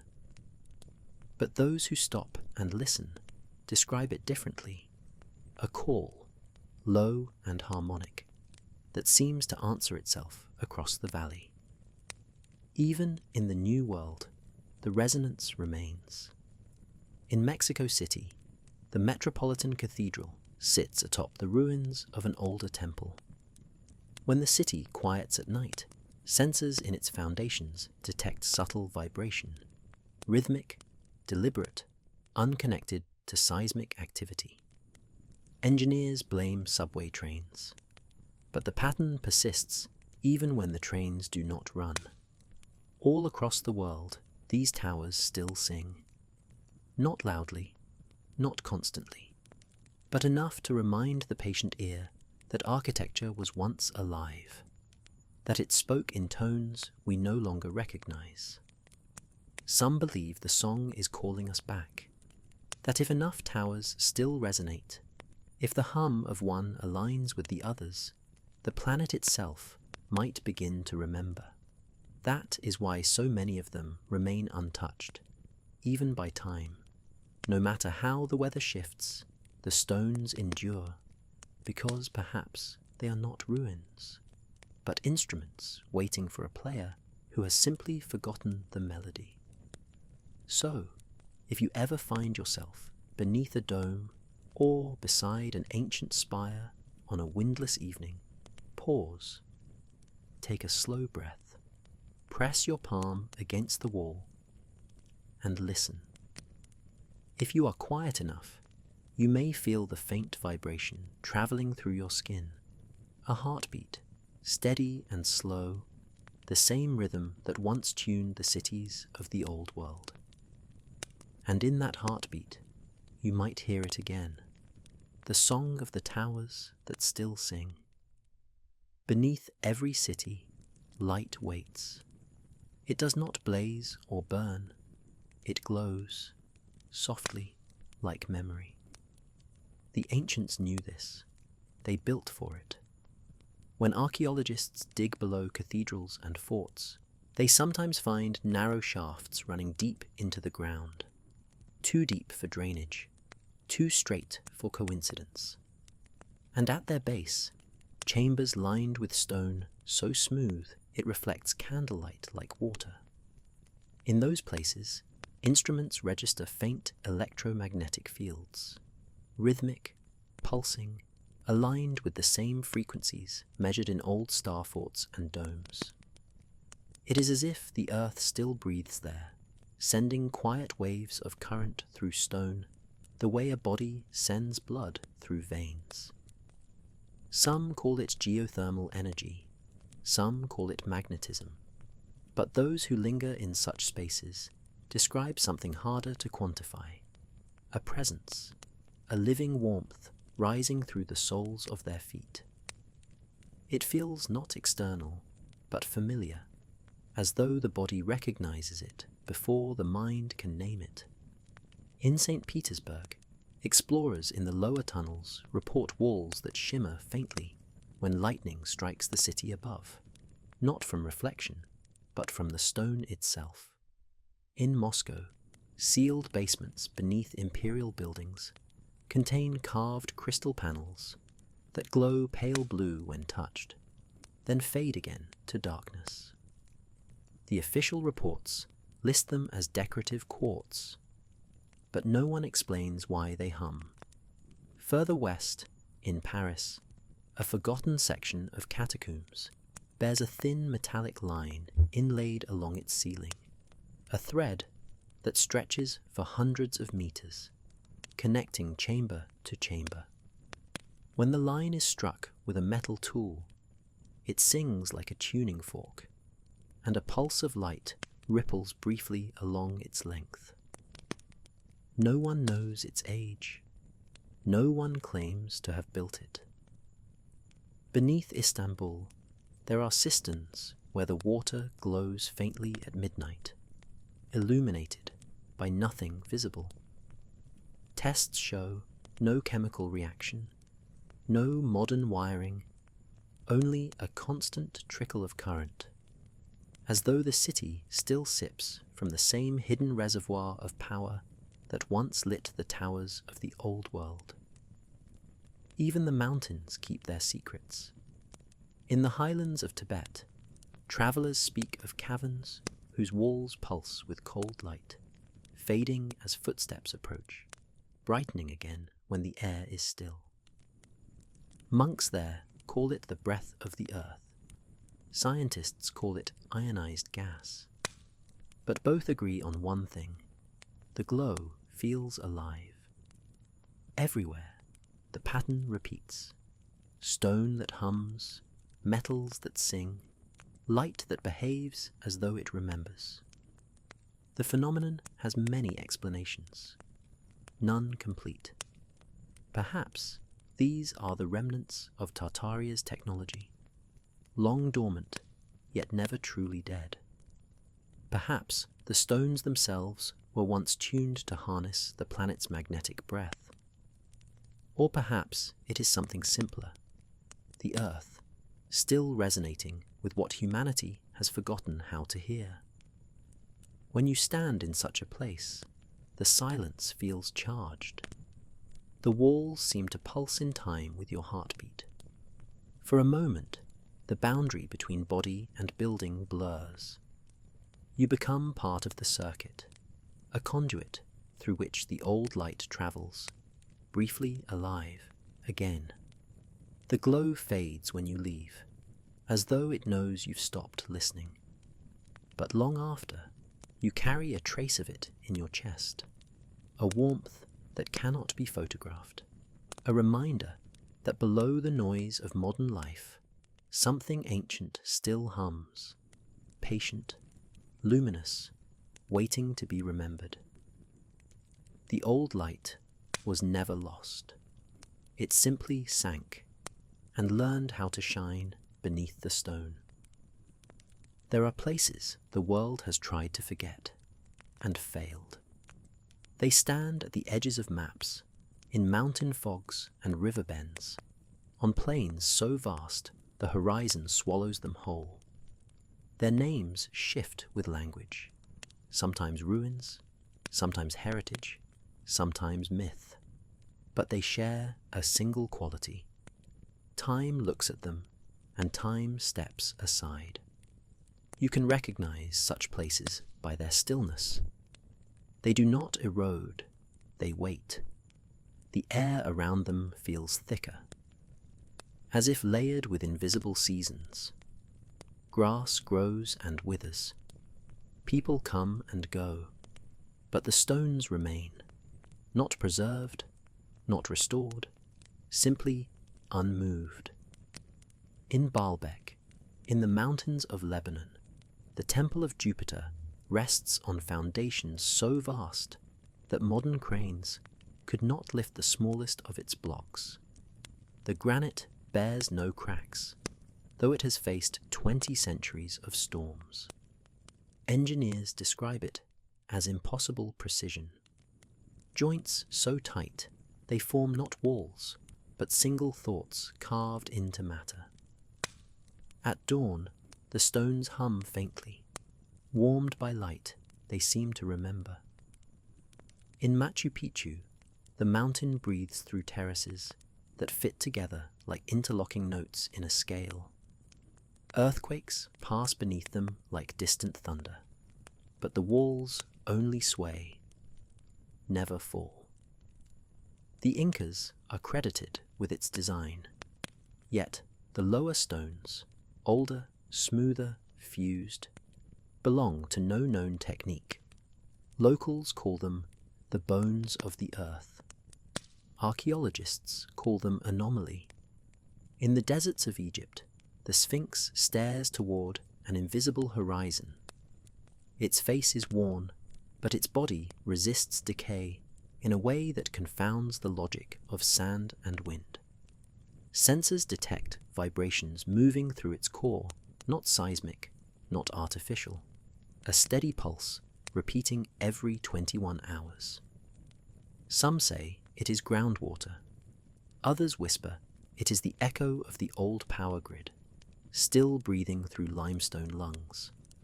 Far to the north, in Siberia, lie the megaliths of Gornaya Shoria, stones the size of ships, stacked like bricks by a hand no history remembers. They lie half buried under moss and frost, yet the air above them feels charged, metallic, aware. Animals avoid the area except for birds, which circle in slow spirals, as if tracing invisible currents. And in Ethiopia, in the highlands of Lalibela, churches are carved downward into solid rock. No scaffolding, no seams, no debris, just doorways leading into earth, as though the mountain itself volunteered. Their walls remain smooth, immune to rain and time. When wind passes through their corridors, the pitch of its tone matches the Schumann resonance, the planet's own heartbeat.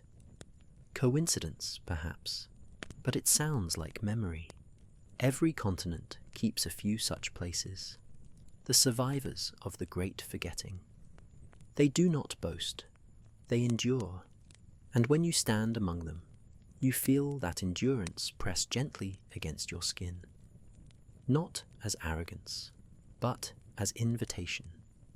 They are reminders that civilization, like light, never truly dies. It only changes form. People often ask how these monuments resist decay. Perhaps their builders understood balance, of weight, of vibration, of time. Perhaps they learned how to tune stone until it harmonized with the frequency of the earth itself. Anything that vibrates in perfect resonance cannot be broken.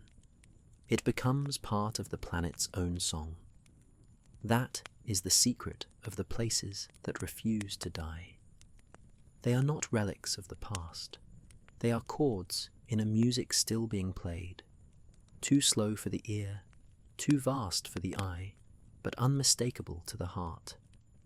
And if you listen closely, truly listen, you can feel their rhythm even now, beneath the city streets, beneath the hum of machines, beneath the turning of the world. A slow, unending cadence that whispers, "We are still here. We never left." It begins without spectacle. No earthquakes, no thunder, just a tremor so delicate that it could be mistaken for breath. In the stillness before dawn, the air above the old sites begins to thicken. A vibration moves through the ground, faint, steady, without origin. Dogs pause mid-step, birds change their flight paths, and the oldest stones, the ones that have slept for centuries, begin to hum. The sound is not loud, it's almost below hearing, a subsonic murmur, like the ocean pressed against a seashell. Yet every witness describes the same sensation, a warmth rising through the soles of their feet, a heartbeat that is not their own. In Baalbek, instruments record the pulse returning, a low wave oscillating every few seconds, resonating perfectly with the Earth's magnetic field. The scientists who study it call it geological resonance. But the locals, who have lived with the ruins all their lives, smile knowingly and say only, "It's awake again." In Siberia, explorers camped near the megaliths report strange phenomena at night. Compasses drifting, static in their radios, faint light running across the surface of the stones, like breath beneath skin. The hum there is deeper, more physical.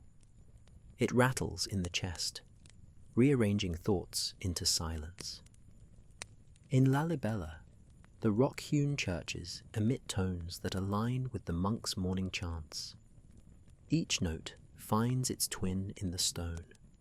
It's as if the architecture is singing back, remembering the harmonies it was built to hold. And for those who listen, there is a moment when voice and vibration become indistinguishable. Man and mountain blending into one sound. In the Andes, seismic instruments record brief surges of low-frequency energy around the ancient terraces, not destructive, just steady, rhythmic, as if the earth is testing its own muscles, stretching after a long sleep. The pattern repeats worldwide. Sites thousands of miles apart begin to vibrate in synchrony. No one can explain why. Theories blossom: magnetic reversal, solar storms, underground currents. But those who stand within the resonance feel something simpler, something older. It does not feel like danger. It feels like recognition. There are stories, whispered, never published, of people who fall asleep near these ruins and wake changed.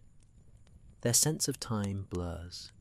They recall dreams filled with color and geometry, cathedrals of light, landscapes without shadow, languages made of sound alone. When they speak of it, their voices soften, as if describing a place that still exists, just out of sight. Scientists dismiss it as suggestion, a trick of expectation. But the patterns on their monitors keep returning. Waves of energy traveling through the crust in shapes that match ancient blueprints, spirals, lattices, chords. The earth is humming the old designs again.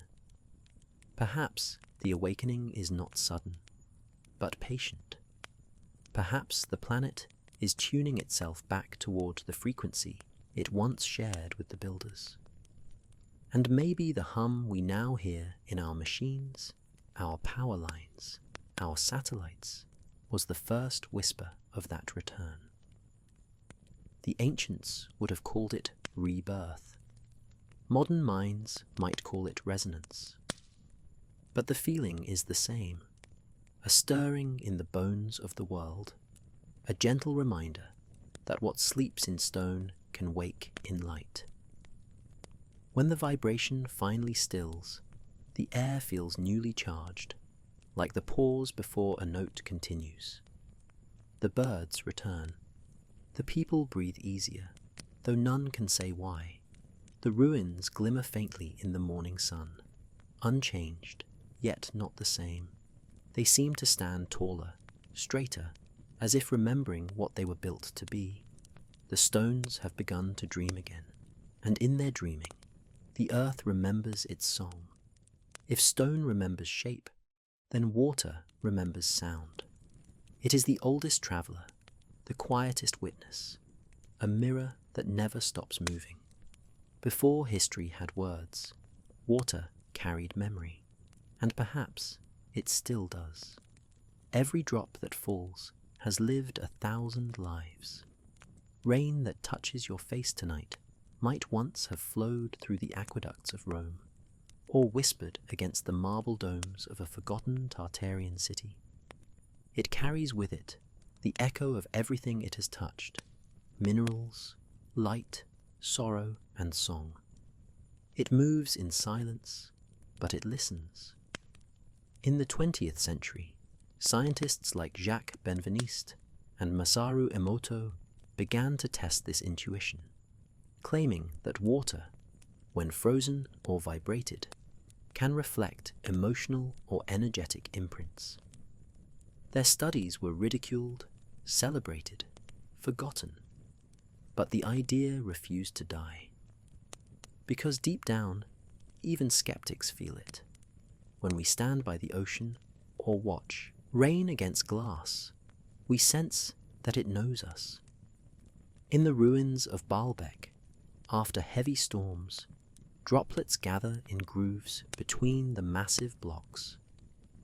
Researchers have recorded faint electrical charges there, as if the water, touching the old stones, reactivates a circuit long dormant. The puddles shimmer faintly for seconds at a time, their surfaces trembling with invisible rhythm. In Venice, where canals weave through palaces of improbable geometry, boatmen tell of nights when the tide glows soft silver, not from algae or moonlight, but from the marble foundations beneath. The city, half drowned, half dream, still breathes with the pulse of the sea, its buildings not decaying, but gently conversing with the water that birthed them. In the Himalayas, monks speak of sacred springs that sing, streams whose pitch rises and falls with the phase of the moon. Hydrologists have measured fluctuations in frequency, but can't explain their pattern. The locals smile and say, "That is the mountain remembering the world before snow." Everywhere water touches the remnants of Tartaria, it behaves strangely. It lingers. It loops. It forms spirals in wells, hexagons in ponds, perfect circles in rain puddles where no wind blows. Its surface seems to listen, waiting for something to speak again. Perhaps water is the medium through which the old frequencies still travel. After all, the human body is mostly water, which means every cell within us might be a tiny archive, a droplet remembering forgotten harmonies. If Tartaria once mastered the resonance of the earth, then water was likely its messenger, the element that carried sound, energy, and intention between their towers and domes, between people and sky. When the cataclysm came, the floods, the mud, the resets, it was water that both buried and preserved their legacy. It became the librarian of a drowned empire. There are stories, quiet and strange, of those who have drunk from ancient wells and dreamed of places they've never seen, cities of glass and gold, voices humming from beneath rivers, hands tracing glowing lines through air that felt thick with music.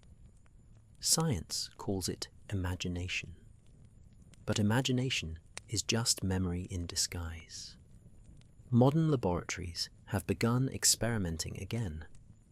When pure water is exposed to sustained low-frequency sound, the same resonance found in ancient cathedrals, its molecular structure shifts.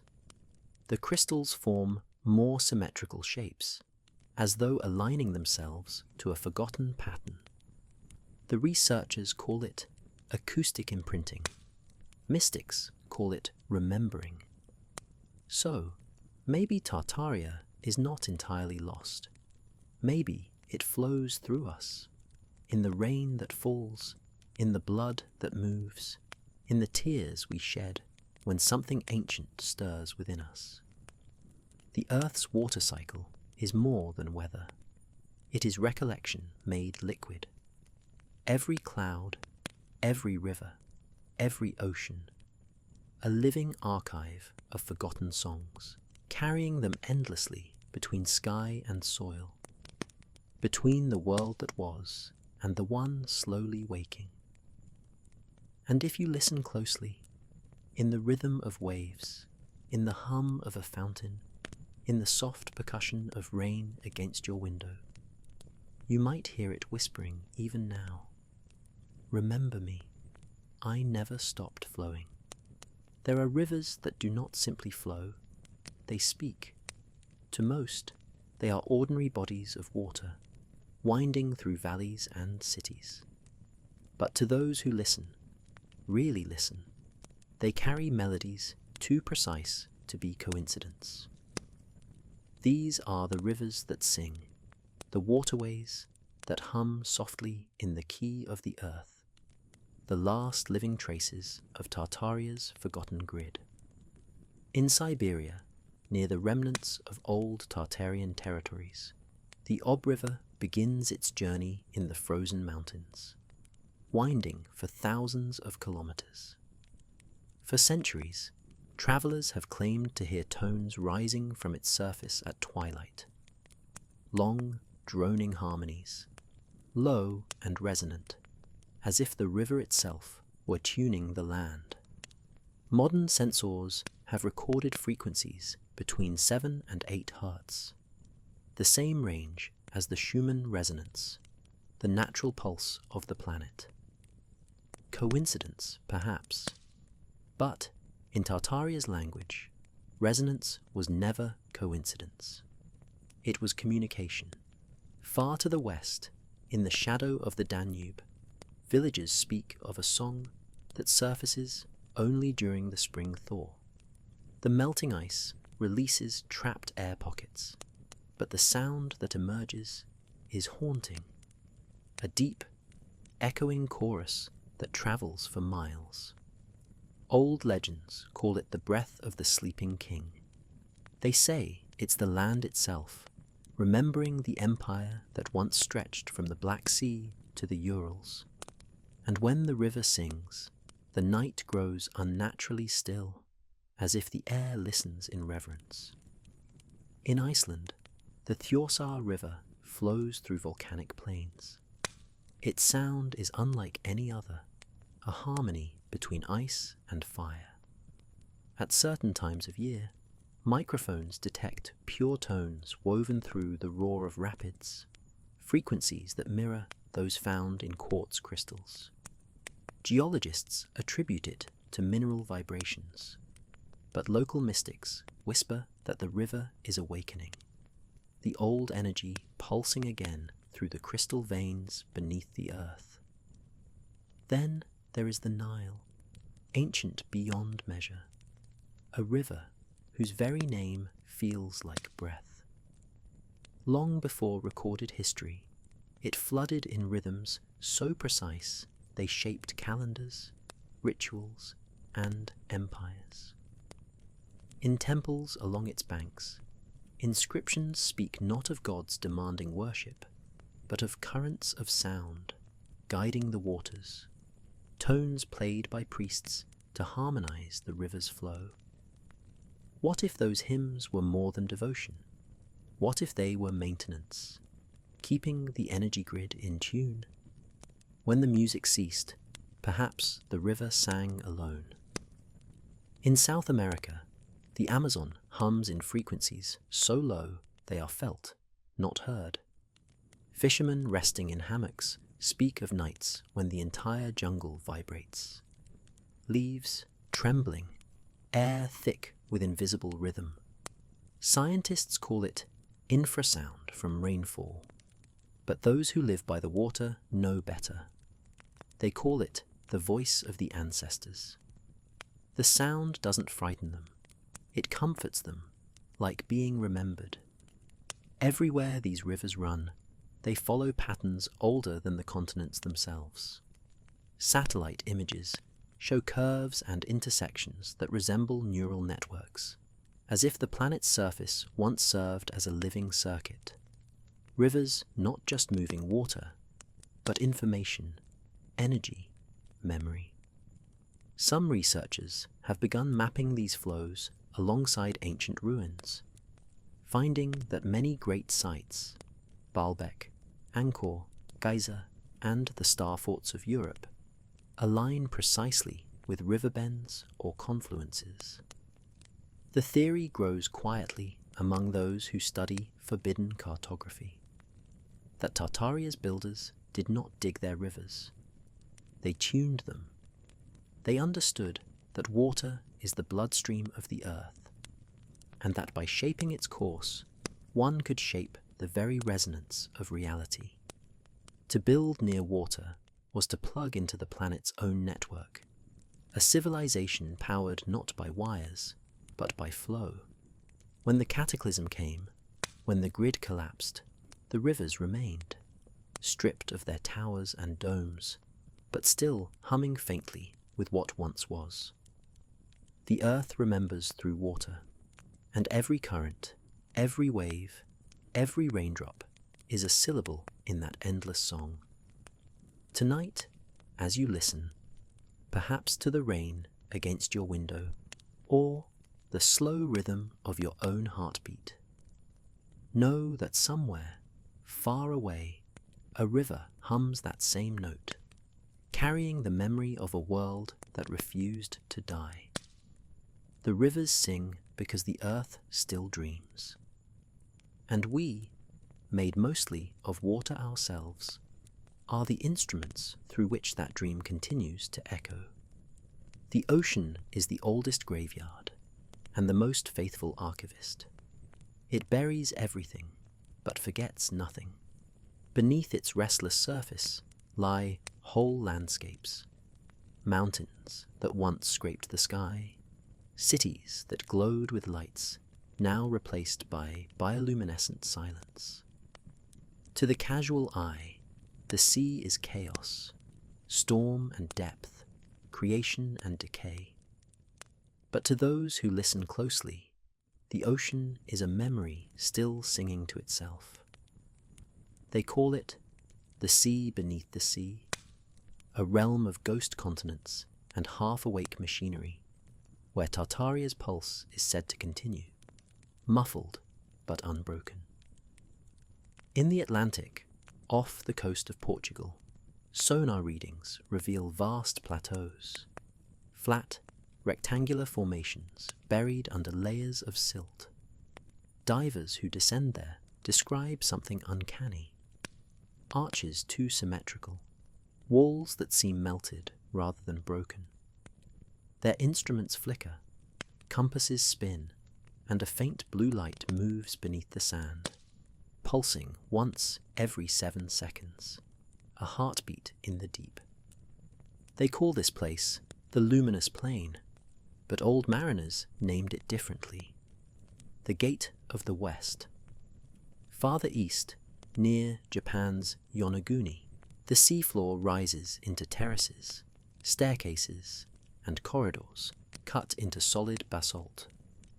Mainstream scholars call it natural formation, yet the angles are too precise, the geometry too deliberate.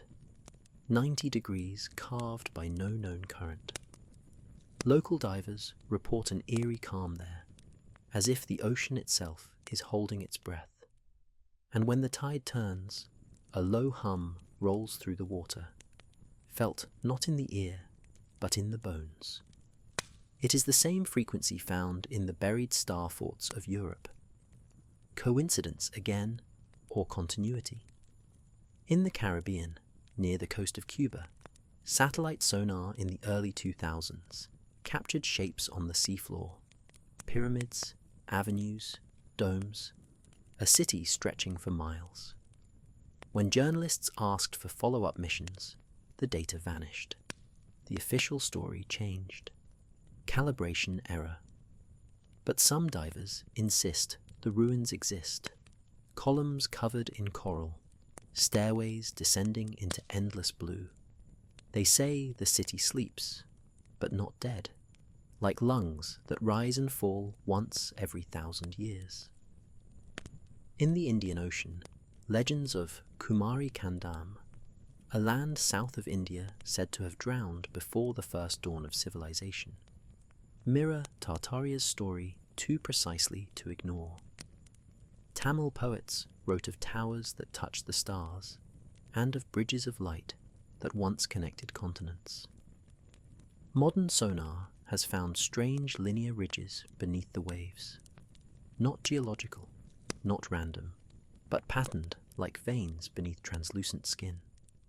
When scanned magnetically, they respond faintly, as if metal still hums within. Scientists speak of plate tectonics, of shifting crusts and sea levels. But these ruins do not behave like broken earth. They behave like architecture, buried but breathing. There are also stranger stories, told by divers who surface trembling, unable to speak for days. They describe lights in the dark, like lanterns igniting one by one, forming constellations below them. They claim to have heard music, not human, not whale song, but long, harmonic tones that seem to come from the structures themselves. Some return believing they have heard the ocean remembering itself. Others never return at all. If Tartaria truly spanned continents, then the ocean was not its boundary, but its bloodstream. Its architects might have known how to work with water, to suspend buildings through buoyancy and resonance, to harness the piezoelectric charge of salt, to power their cities with the motion of tides. And when the floods came, perhaps they sank not in panic, but in preparation, descending into the deep as one might descend into sleep. The sea became their vault. The world forgot, but the water remembered. In recent years, submersibles have captured unexplained electromagnetic anomalies across the ocean floor. Currents of energy moving between ruins thousands of miles apart, as though an invisible network still connects them. The readings are weak, but rhythmic, matching the hum once recorded in Baalbek, Lalibela, and the Siberian megaliths. It is the same frequency, the same heartbeat. Perhaps the flood never truly ended. Perhaps it is not the water that covers these cities, but the world above that is submerged, buried under forgetfulness, floating on a deeper sea of memory. And sometimes, in dreams, you might hear it, that long, slow music rising through the depths, as if the earth itself were sighing in its sleep. That is the sound of the sea beneath the sea, the last breath of Tartaria, and the first whisper of its return. They called themselves nothing. No emblems, no crowns, no flags carved into stone. Only the geometry of their work, the quiet perfection of intention expressed through matter. We call them the architects of the deep, but they might have called themselves something simpler, the listeners.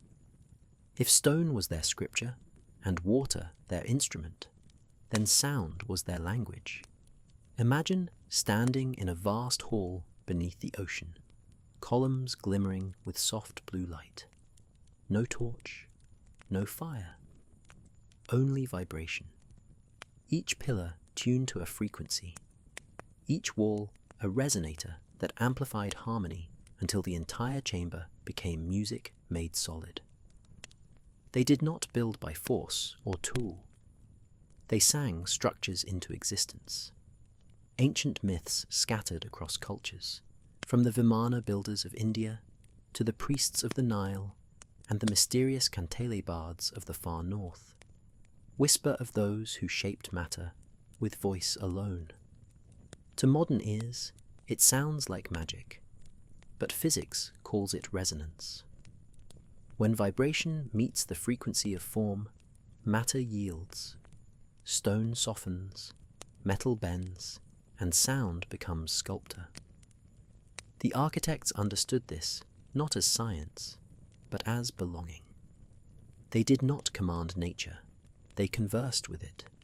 Their cities were symphonies, domes that echoed the stars, bridges that hummed with the tides, streets that sang beneath the feet of those who walked them. And in the center of every settlement stood a tower, a harmonic beacon tuned to the planet's breath.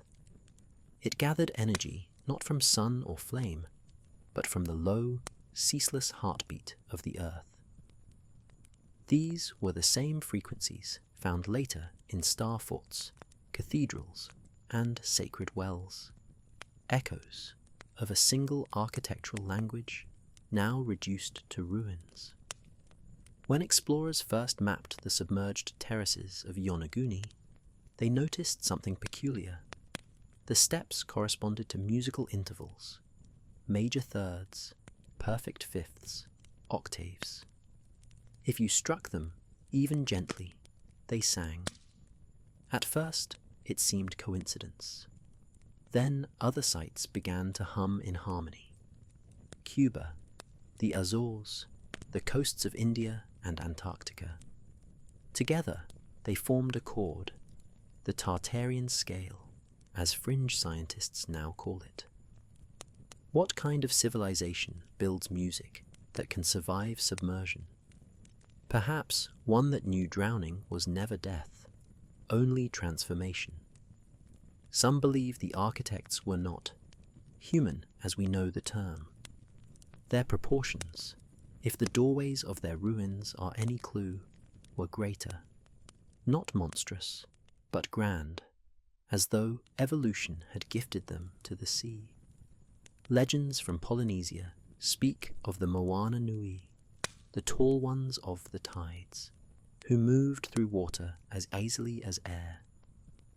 Their eyes reflected light, their voices carried for miles. When they sang, the sea stilled, yet even they could not escape the reset.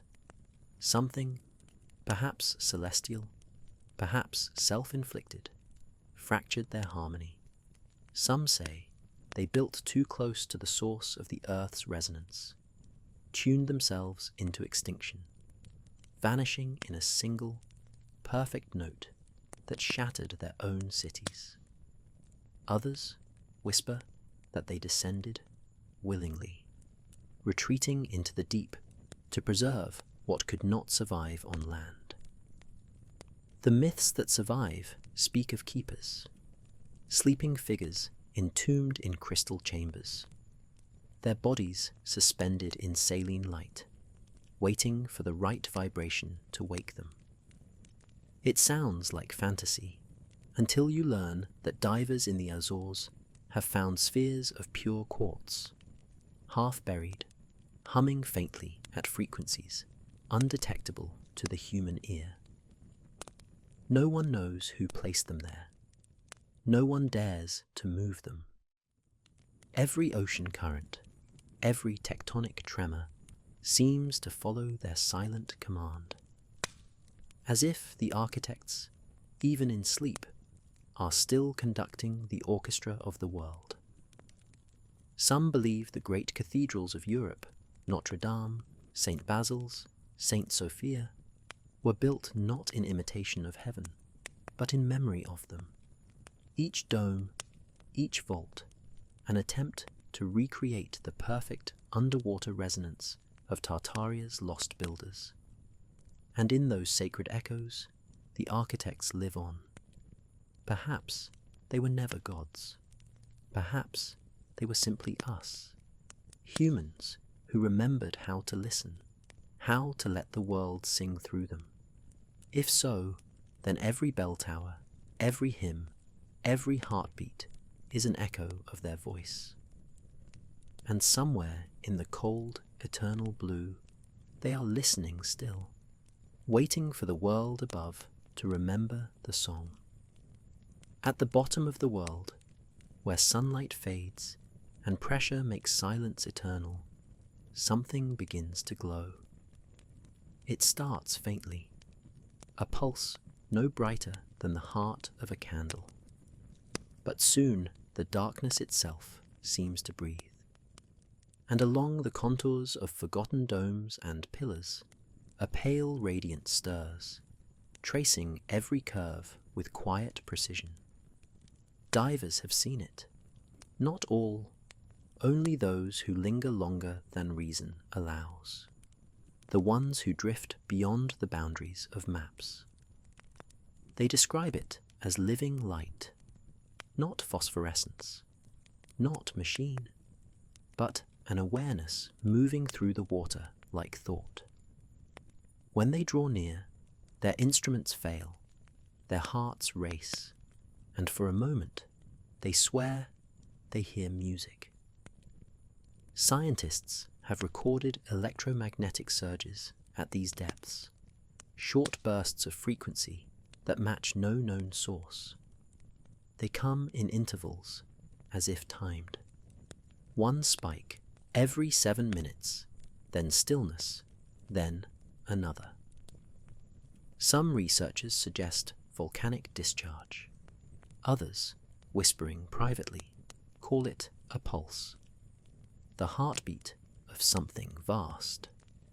In the Atlantic Trench near the Azores, a robotic sub once captured footage of a pyramid half buried in silt. For a moment, before the camera failed, a ring of blue fire rippled across its surface, circling upward like breath released. When the feed was recovered, the pattern of the light corresponded exactly to the star positions above that region, as if the ruin itself were mirroring the sky. In the Pacific, between Easter Island and Chile, fishermen speak of nights when the sea burns without flame, an invisible dawn beneath the waves.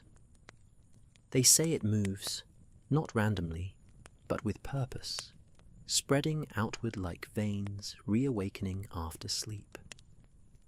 The light never rises to the surface. It simply hums, deep and patient, as though waiting to be recognized. Some say these glows are methane, or deep-sea plankton disturbed by current. Others, the cautious few who listen longer, believe they are signals, the slow ignition of Tartaria's sleeping grid. For if the builders once tuned their cities to the heartbeat of the earth, then perhaps their light was never meant to die, only to dim, waiting for resonance to return. And now, as the planet shifts, as magnetic fields wander and solar storms dance more wildly than before, something is aligning again. Frequencies long silent are beginning to hum in harmony. The oceans, the rivers, even the stones, all vibrating faintly to a rhythm older than mankind.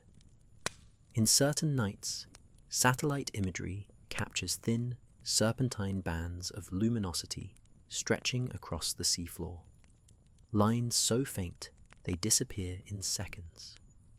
Engineers call them glitches, but they form patterns, spirals, grids, constellations. And each time they appear, seismic sensors detect subtle tremors that travel not upward, but outward, as though communication, not catastrophe, is occurring. People who live near the coasts have begun to feel it too. Dreams of light, of towers rising from waves, of voices calling from beneath the tides, not in language, but in tone, old souls humming lullabies they never learned. Perhaps it is only imagination, a longing for meaning in chaos. But perhaps imagination is memory, rising from the deep like breath after drowning. The light that never went out still waits, patient as stone, faithful as tide. It remembers the song, and one day soon, when the right vibration touches the world again, it will sing aloud. And when it does, the ocean will no longer be a grave. It will be a mirror. And in that reflection, we may finally see not what we have lost, but what has been waiting all along to return. For most of human history, the sky has been a mirror we rarely notice. We look through it, not at it, a backdrop for weather, flight, and dream. But long before telescopes and satellites, the ancients believed the heavens were alive, not empty, but responsive. They said that when the earth hummed, the sky sang back. Now, after centuries of silence, the song seems to be returning. It begins, as always, with vibration.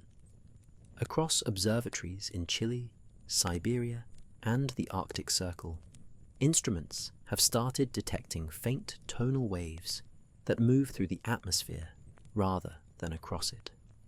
Slow oscillations, too orderly to be random wind, too gentle to be mechanical.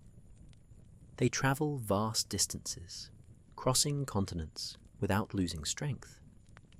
When mapped, they form circles, rings of resonance that expand outward from the same places where the earth below has begun to stir.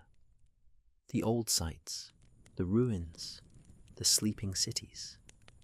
Pilots speak of it too, a thin tremor in the air, a sound without source that fills the cockpit like low music. They call it the breath. Some describe it as a feeling of weightlessness, as if gravity itself grows curious for a moment. Others say it is not heard at all, but felt like a vibration just beneath thought. Meteorologists record strange cloud patterns, spirals and concentric halos that mimic the geometry of star forts, appearing above no known weather front. They drift silently, luminous in moonlight, and then dissolve without a trace. The old symbols are rising again, not in stone, but in vapor. In Central Asia, shepherds in the steppes of old Tartarian lands have begun noticing nights when their flocks stand motionless, all facing the same direction, north toward the aurora. And on those nights, the aurora behaves strangely. Its ribbons move slower, thicker, not like light, but like silk rippling in wind. When recorded, the light's frequency mirrors the hum of the earth below, sky and soil vibrating in tandem, two mirrors remembering each other. Scientists speak of atmospheric electricity, of solar interference, of global resonance shifting with magnetic poles. But to those who have seen it, there is something else, something conscious in the rhythm. They say the stars have begun to pulse. Telescopes confirm tiny fluctuations in starlight, imperceptible to the naked eye, but measurable across nights. Each flicker matches the same slow cadence found in the seas and stones. It's as if the entire world, and whatever lies beyond it, has begun to breathe together again. When you listen at night, not just with ears, but with the body, you can sometimes sense it, a low thrum beneath the wind, the distant murmur of ocean speaking through the air. And in that vibration, something almost human, as though the atmosphere itself carries memory, and we are living within an instrument still learning to remember its tune. Perhaps this is what the old Tartarians understood, that the earth and sky are not separate, but two halves of one instrument, each capable of harmony. When one vibrates, the other responds. When both align, the world sings. As the resonance spreads, Strange phenomena follow. Animals migrate along unseen paths. Machines flicker with static, though no storm is near. And some people, sensitive ones, claim to hear voices in the hum, not words, but tones that evoke emotion, memories not their own. They wake from dreams filled with endless sky, as if the heavens were calling them home. No one knows what the resonance means, rebirth or warning, echo or invitation. But for the first time in millennia, the sky no longer feels distant. It feels aware, alive. And somewhere high above the clouds, perhaps even beyond sight, a note long silenced has begun to tremble again, soft, steady, luminous, a tone that carries the shape of everything we have forgotten. The resonant sky has found its voice, and the world, for the first time in ages, is listening. At first, it was dismissed as error, a flicker in telescope data, a faint drift in constellations too slow to be seen with the naked eye. Astronomers blamed calibration faults, thermal expansion, anything but what their instruments were showing them. The stars were moving, not all at once, not dramatically, but over months, entire constellations began to breathe. A pulse, a rearrangement so subtle that only time-lapse photography could reveal it. The familiar shapes, Orion, Cassiopeia, Ursa Major, were loosening, sliding into unfamiliar patterns, as though the heavens had decided to exhale after a very long pause. And yet, the new alignments were not random. When mapped against the Earth, the shifting stars fell into geometry. Lines connecting them mirrored the same spirals and grids that had appeared in rivers, in stone, in the deep-sea ruins. It was as if the entire cosmos were responding to the same silent frequency that had awakened the oceans below. Astrophysicists called it coincidence, a mirage of measurement, a trick of precession magnified by software. But older minds, those who still read the sky as scripture, knew another word for it: correspondence. For in the oldest Tartarian texts, the ones found half erased in monasteries and museums, there are diagrams of heaven and earth intertwined. One page shows a human figure, arms outstretched, surrounded by concentric circles, labeled not with planets, but with tones. Each tone corresponds to a star, each star to a place on Earth. The message is simple: as above, so below.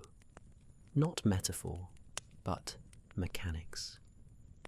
Now, after centuries, the heavens seem to be tuning themselves back to that forgotten design. In the deserts of Mongolia, nomads began noticing nights when the stars felt closer, not brighter, but somehow present. They said they could hear them, a faint hum, like wind caught in glass. When they sang back, the pitch matched perfectly. Their voices, trembling in the cold air, completed a chord too vast to be accidental. In Chile's Atacama, desert radio telescopes recorded frequencies far below the cosmic background noise, long waves oscillating every 8 minutes, the same rhythm found in the deep-sea pulses off the Azores. No known celestial body could account for it. The sky was vibrating in sympathy with the Earth. Then, one winter night, the constellation of Lyra seemed to shimmer, not twinkle, but ripple. For 47 seconds, every telescope trained upon it registered the same distortion. a spiral pattern expanding outward from Vega, like a stone dropped into the still pond of space.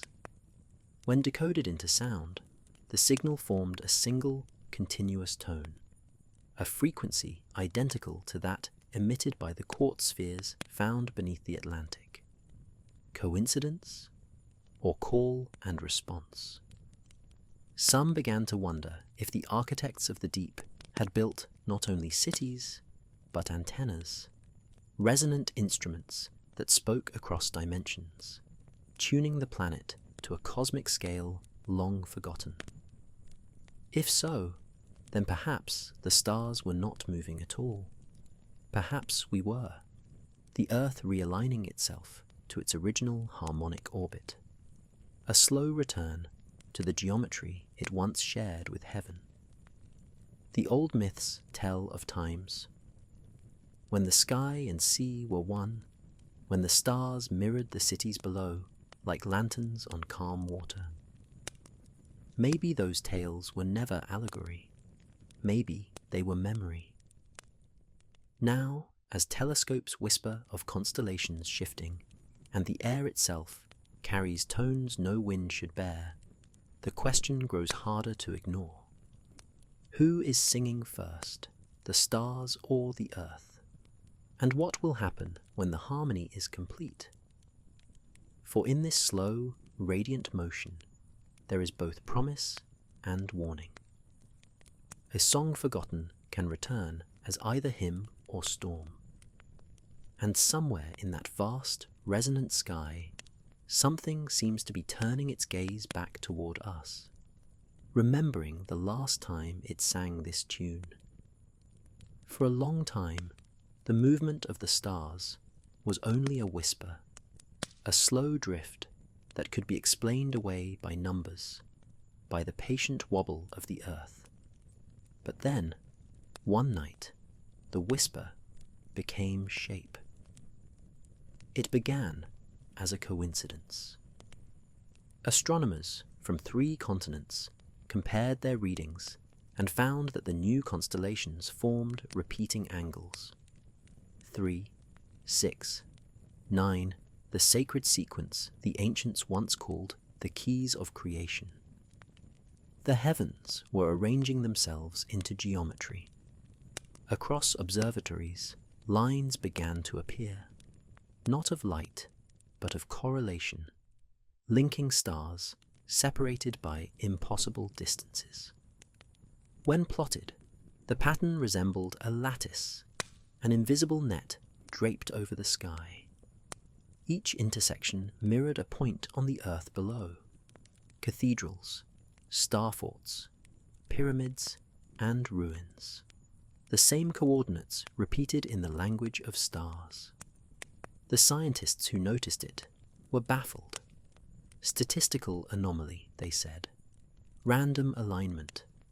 But the probability of chance was so small that some began to whisper, quietly, that it was deliberate. The heavens were remembering the map of the world. From Cairo to Cusco, from Novgorod to Kathmandu, ancient monuments lit up with strange electromagnetic readings. Sensors placed upon their stones vibrated in perfect sympathy with the changing sky. As above, so below. The geometry was not only symbolic, it was harmonic. In India, monks recorded a luminous ring around the moon that shimmered with concentric fractals, shapes once carved into the floors of forgotten temples. In Mexico, lightning traced hexagonal paths across the sky, leaving after-images that matched sacred patterns of the Maya. And in Siberia, where Tartaria's breath first stirred, a column of light rose straight from the horizon to the northern stars, a bridge of white fire connecting earth and sky for less than a minute, then vanishing into cloud when the data from all these events was combined. The coordinates formed a single design, a vast spiral crossing oceans and continents. The same ratio carved into shells, galaxies, and the bones of living things.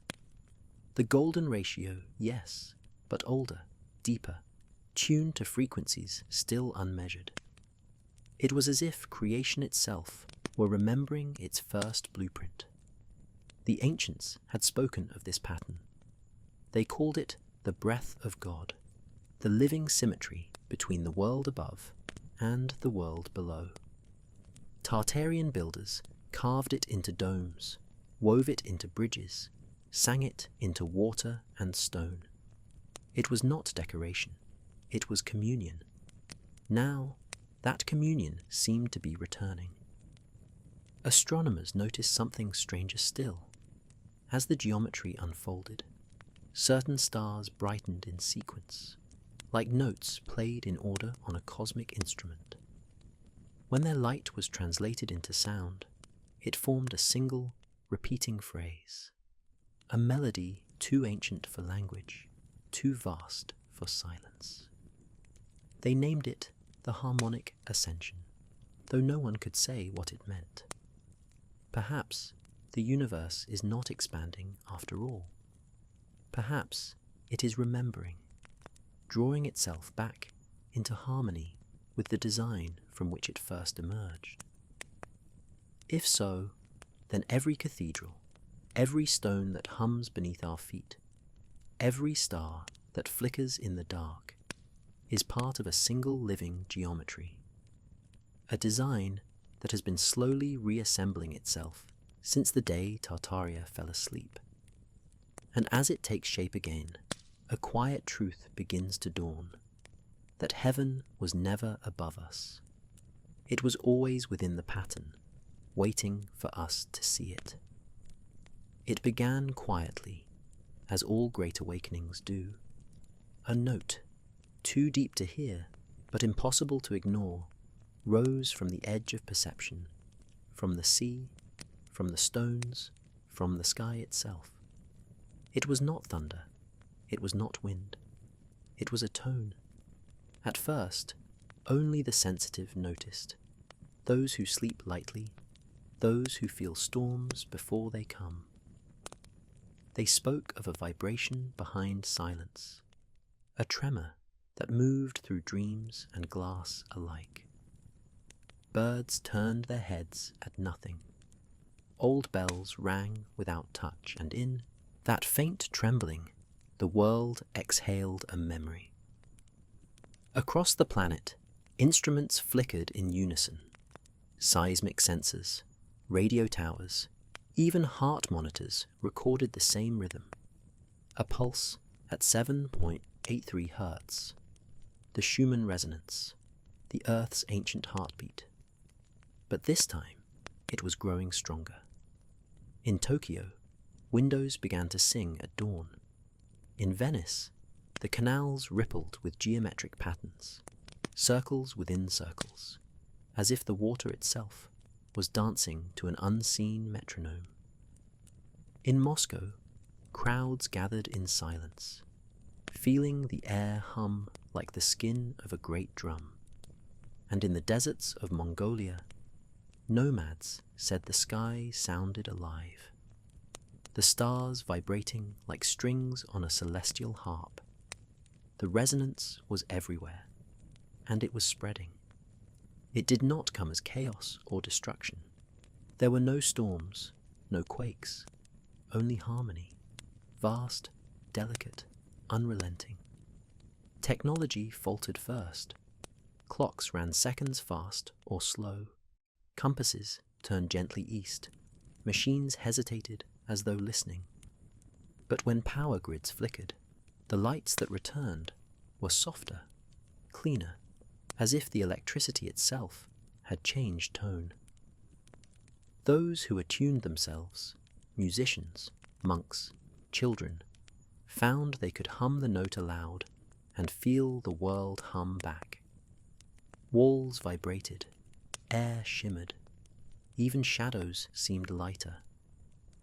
The earth was singing again, and everything that lived upon it was being tuned. In laboratories, scientists tried to isolate the source. They discovered interference patterns between deep-sea currents, atmospheric pressure, and the planet's magnetic field, a perfect chord, not made by any one force, but by their union. It was as though earth, water, and sky had finally found each other again. When they modelled the resonance, its waveform resembled a spiral, the same golden geometry that had appeared in the stars. The pattern was global, the frequency exact. It matched the tone encoded in the stones of Baalbek, in the domes of Hagia Sophia, in the terraces of Yonaguni. The same note, the Tartarian note. No one had built it. It had simply returned. People began to change, not visibly at first, just calmer, slower, aware. Dreams deepened, animals gathered without fear, forests grew denser, rivers cleared as though the water remembered purity. The hum moved through every atom, a tide that washed away dissonance. In that vibration, humanity began to hear the world as it once was, alive, conscious, speaking. Buildings resonated, stones glowed faintly, voices harmonized in perfect fifths without rehearsal. And somewhere in the depths, the lights of the drowned cities brightened once more, as if the architects had heard their signal and were answering from below. The return of the frequency was not an event. It was a remembering, a rejoining. The long-lost chord that connected heaven and earth had begun to play again, and everything that ever was vibrated in sympathy. Some say it was the beginning of a new age. Others say it was the end of forgetting. But everyone agreed on one truth. The world had never sounded so alive. And when night fell, no one slept, for the sky itself was humming, and every star shimmered in rhythm with the earth's quiet, eternal song. After the resonance swept the earth, after sea and sky began to hum in unison, a strange quiet settled over the world. It wasn't the silence of emptiness, but of completion, a pause between notes, as if creation itself were holding its breath. Cities grew still, the constant machinery of human noise, traffic, chatter, industry, softened without reason. Engines idled, birds perched and waited. Even the wind seemed to listen. And in that waiting, something subtle began to change. The air felt thick with memory. People reported hearing echoes that weren't echoes, a soundless reverberation that seemed to come from within, as if their own heartbeat had found a new rhythm and was searching for its pair. At night, the stars did not just shine, they listened. Telescopes captured faint fluctuations of light, each pulse arriving in precise intervals, each aligned with the Earth's new harmonic wave. It was as though the cosmos were responding, gently acknowledging the planet's return to its original tone. And then came the dreams. Not chaotic, not frightening, just clear, vivid, impossibly real.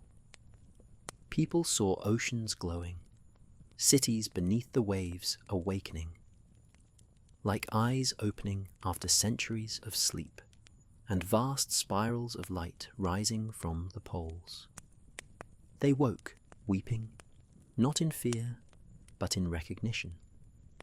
They could not explain what they remembered, only that it felt familiar.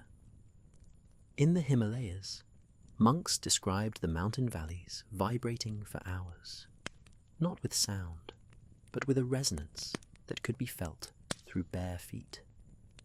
They meditated in it and found that their thoughts stopped completely. No striving, no effort, just stillness, vast enough to hold the entire world. In Venice, the water turned perfectly still for 3 consecutive nights. Even the tide refused to move. Locals said it was as if the lagoon had fallen asleep. Fishermen stood on their boats, listening to the silence so pure it seemed to sing. And in Iceland, a single aurora appeared in the shape of a spiral, remaining motionless for 6 hours. It glowed white, not green, the color of breath made visible.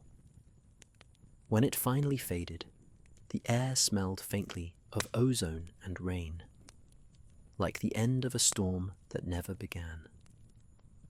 The silence continued for 3 days. No tremors, no storms, only peace. And during that time, humanity experienced something no one could name, a collective sense of alignment, a feeling that everything, time, matter, thought, had paused, perfectly balanced, waiting for something unseen to begin. It was the stillness before dawn, the hush before an orchestra begins to play, the calm between creation and recognition, the silence. Before the song was not emptiness, it was invitation. And when it ended, when the world finally exhaled again, that's when the dreams began to speak, and the memories of a lost civilization started to return. It started quietly, not with discovery, not with proof, but with remembering. All across the world, people began to dream in color again. Not ordinary color, but light that felt alive. Tones that could be felt through the skin. Sounds that formed shapes behind closed eyes. When they woke, they couldn't describe it in language. Only in music. Only in rhythm. As if their dreams were trying to teach them how to speak the Earth's first language once more. The scientists called it mass cognitive resonance. The poets called it the return. Painters, musicians, writers, they all began creating the same things. Images of spirals, domes, radiant towers reaching upward into luminous skies. Even those who had never seen the ruins or heard of Tartaria found themselves sketching its signature geometry. A universal déjà vu had begun. In Florence, a pianist composed a melody in her sleep, slow, deliberate, haunting. When she played it publicly, seismic instruments miles away recorded a sympathetic vibration in the ground. The earth itself seemed to hum along. In Chile, a shepherd boy built a sculpture from stones arranged in perfect harmonic proportion. No one had taught him geometry. He said the pattern came to him in the wind. And in Prague, engineers working on old cathedrals found their tools bending slightly when struck, not breaking, but tuning themselves to the faint hum still lingering in the stones. Everywhere, people began to feel it, a pull toward harmony, a deep instinct that something vast and gentle was waking within them. Arguments softened. Cities grew quiet again, not from fear, but from listening. Meditation halls filled, not with sermons or sound, but with silence thick enough to feel. And in that stillness, memories that did not belong to any one person began to surface. The sense of once knowing how to build without taking, to power without burning, to live without dividing. It wasn't nostalgia, it was remembrance. The awakening of memory did not come as revelation, but as recognition. The moment a child hears their mother's voice in a crowd and turns without thinking.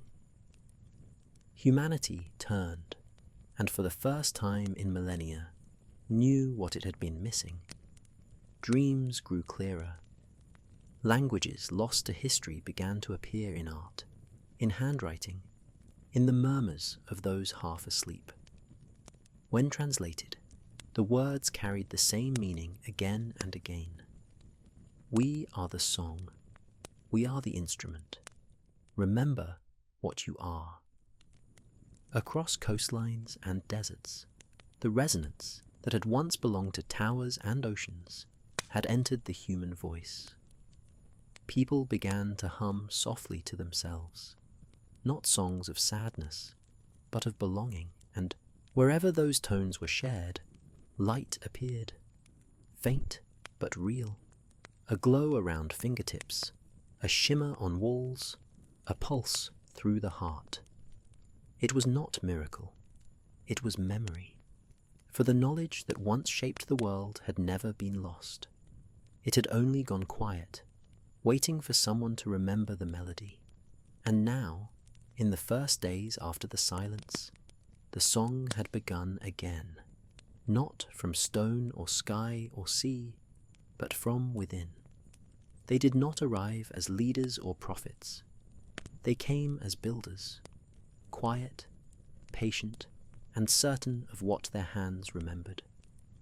All over the world, people who had never met began to move the same way, to draw the same circles in dust and water, to measure the air with gestures older than any written plan. They were teachers, engineers, stonemasons, dreamers. They did not claim to know what they were building. They only said they felt where each piece belonged. They called themselves nothing. The rest of the world began to call them the architects, not in reverence, but in recognition. At first, it was small things. Gardens planted in spirals that grew twice as fast. Houses aligned so perfectly with sunrise and wind that they warmed themselves without fire. Materials left unpainted because their natural tones vibrated at frequencies that calmed the body. Soon, the fragments of memory became pattern. Communities began gathering to rebuild what felt inevitable. Cities that grew like music rather than plans. Their streets curved with the contours of rivers. Their buildings breathed with the tides. Their towers hummed when the wind passed through them, a low and living harmony that carried for miles. In Northern Europe, an architect designed a hall whose walls vibrated gently with the Schumann resonance. Visitors stepped inside and wept without knowing why. In India, children built miniature domes from clay, each one an exact copy of forms found in forgotten ruins. In South America, engineers rediscovered ways to draw power directly from air and soil, not through combustion, but through resonance. No one remembered inventing it. They simply remembered how it felt to work that way. It was as if the knowledge of Tartaria had never been taught, only buried in the marrow of the world, waiting for willing hands to unearth it. And those hands worked gently. No exploitation, no rush. Every brick placed in rhythm, every line sung into being. The world that emerged was not a reconstruction.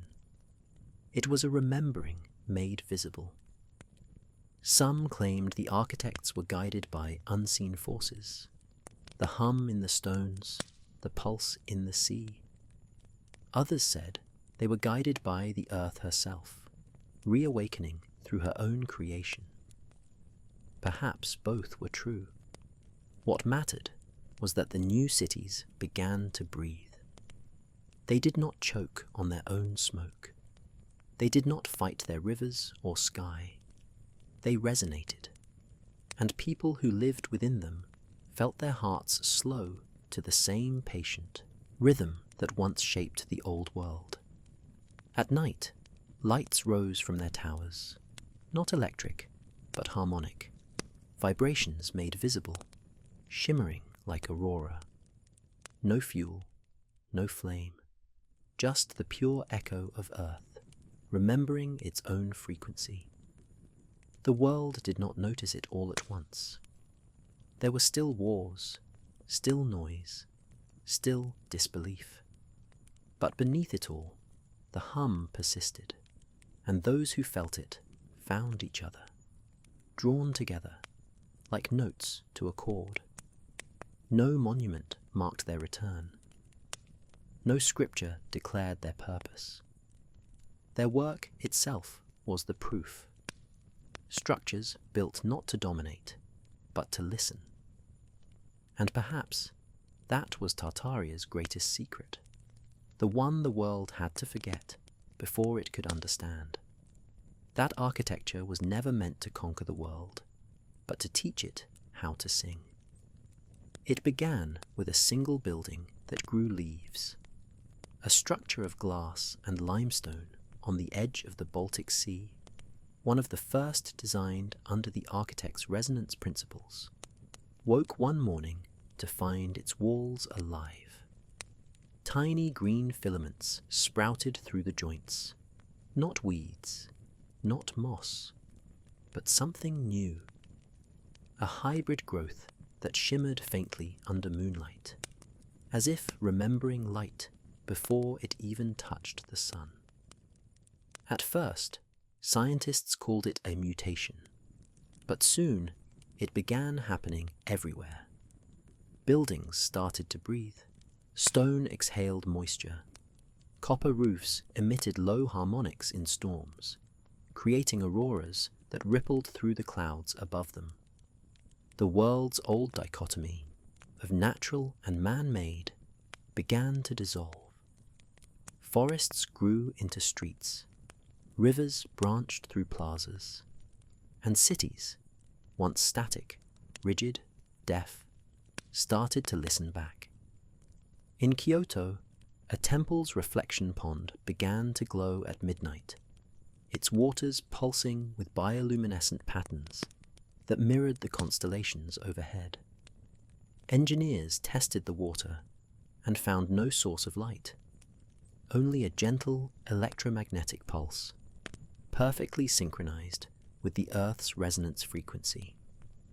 In Peru, a city built from recycled stone and volcanic glass developed a strange phenomenon: walls that sang when the wind passed through them.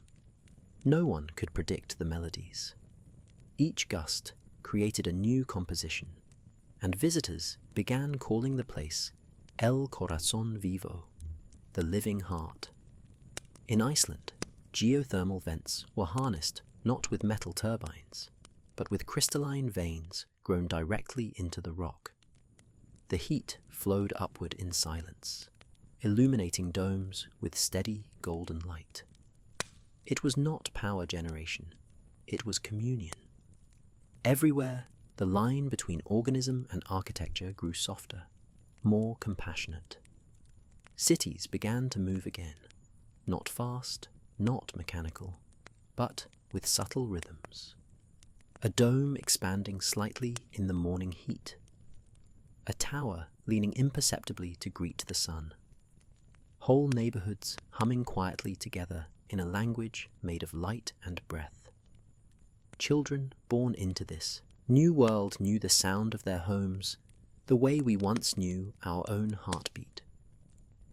They said the walls whispered to them, not in words, but in warmth. When storms came, buildings rooted themselves deeper, drawing energy from the wind. When the air grew dry, they released moisture from hidden veins of crystalline dew. Nothing was wasted, nothing was still, and through it all, the people remembered something older than civilization, that the earth had never needed to be conquered, only spoken to in the right tone. The living cities became sanctuaries of that tone. They did not separate technology from ecology, nor progress from peace. They were built from the realization that survival was never about mastery, but harmony. Scholars of the old world began to call this the era of resonant design. But among those who lived within it, the name meant little. They called it simply home. Because in these cities, humanity was no longer the architect alone. It was part of the architecture, cells in a larger organism, voices in a global choir. And in the hush between each new sunrise and nightfall, if you stood still and listened carefully enough, you could hear it. The pulse of a world that had remembered itself. It began as a tremor, not an earthquake, but a remembering. Deep beneath the living cities, beneath their breathing walls and crystalline roots, the earth began to murmur. At first, it was mistaken for resonance interference, a faint hum detected by those who maintained the harmonic grids. But when they traced its frequency, it did not align with any human-made pattern. It was older, much older. The architects called it the subtone. The elders called it the echo. And they were right, for the hum did not come from new construction, but from the bones of something buried far below, structures, corridors, and chambers, silent for centuries, now awakening. In northern Siberia, seismic scanners detected impossible geometry, hexagonal vaults of unknown stone resting kilometers beneath the permafrost. When drones descended through melted shafts, their lights flickered and dimmed. The footage that returned was spectral. Walls etched with spiral reliefs, pulsing faintly as if reflecting the heartbeat of the world above. In Turkey, a temple excavation revealed foundations that hummed at a frequency of precisely 7.83 Hz, the same as the Earth's natural resonance. Archaeologists placed their hands on the stone and felt warmth rising through it, as though the material itself remembered sunlight. And in Argentina, a collapsed salt cavern revealed what looked like glass conduits stretching for miles, fused into the rock, curving in precise arcs that matched the ley lines of the living cities above. No human hand could have built them, at least not any human hand the world remembered. The pattern was clear. The new cities had not been built at random. They stood exactly where the old ones had once been, on the nodes of an ancient harmonic network that had slept since Tartaria's fall. The earth had waited patiently, letting time and silence veil the truth. But now that humanity was in tune again, the old frequencies began to stir. Teams descended into these ruins, not soldiers or miners, but harmonic engineers, sound physicists, and mystics. They used tone rather than tools, singing softly into the void until doors of stone opened like petals responding to sunlight. What they found inside defied even their dreams. Chambers still glowing faintly blue, machines made of transparent crystal and metal so light it floated in water, and massive spheres suspended in mid-air, rotating slowly without sound. One inscription was found on the wall of a buried vault beneath Novosibirsk. The words were not written. They were carved in resonance, visible only when the chamber vibrated at a specific pitch. When translated, they read, "When we sleep, we do not end. We wait for the song to find us again." And now the song had found them. The living cities above began to react. Their walls pulsed with new colors. Energy readings spiked without warning, and people began hearing whispers in the wind. Not words, but memories. Some swore they saw figures made of light, walking briefly through fog or rain, moving in slow procession through streets where ruins once lay hidden below. Not ghosts, but echoes, projections of those who built the world before. They called this convergence the reunion. The moment when the new world and the old empire began to resonate as one body. For the first time since the flood of forgetting, Tartaria was no longer a myth. It was awake, not in history, but in harmony. And though no one could say what it meant, everyone could feel it, a gentle pull at the edge of consciousness, as if something vast and benevolent was remembering us in return. For days, the world glowed faintly, as if dawn had stretched itself across the whole of night. The sky was neither dark nor bright, but something in between, a slow golden shimmer that refused to fade. It began at the poles, spiraling outward in luminous ribbons that followed the lines of ancient energy, the same invisible currents that had once powered Tartaria's empire. No one commanded it. No one could stop it. The earth had begun to sing. Satellites recorded the auroras, wrapping the planet like a heartbeat. Every few minutes, the light pulsed, in perfect rhythm with the Schumann resonance, the frequency of life itself. But this was no catastrophe. It was a homecoming. Power grids did not fail. They aligned. Water glowed softly in the dark. Seeds germinated overnight. Children dreamed of places they had never seen, and woke describing cities of crystal and light. The same cities found in ancient records. In Egypt, the Great Pyramid vibrated audibly for the first time in Tartaria, recorded history. Its capstone, long missing, reappeared as a floating prism of light, visible only during the resonance pulses. In Machu Picchu, walls long silent began to hum in harmonic intervals, as if responding to a forgotten conductor's cue. And in Siberia, where the first subterranean vaults had awakened, a pillar of pale fire rose from the ground, stretching skyward, dissolving into a spiral that merged with the northern lights. The scientists watched, the mystics listened, and both agreed something was returning. The resonance was not destructive. It healed. Polluted rivers ran clear within hours. Crops flourished in soils long thought barren.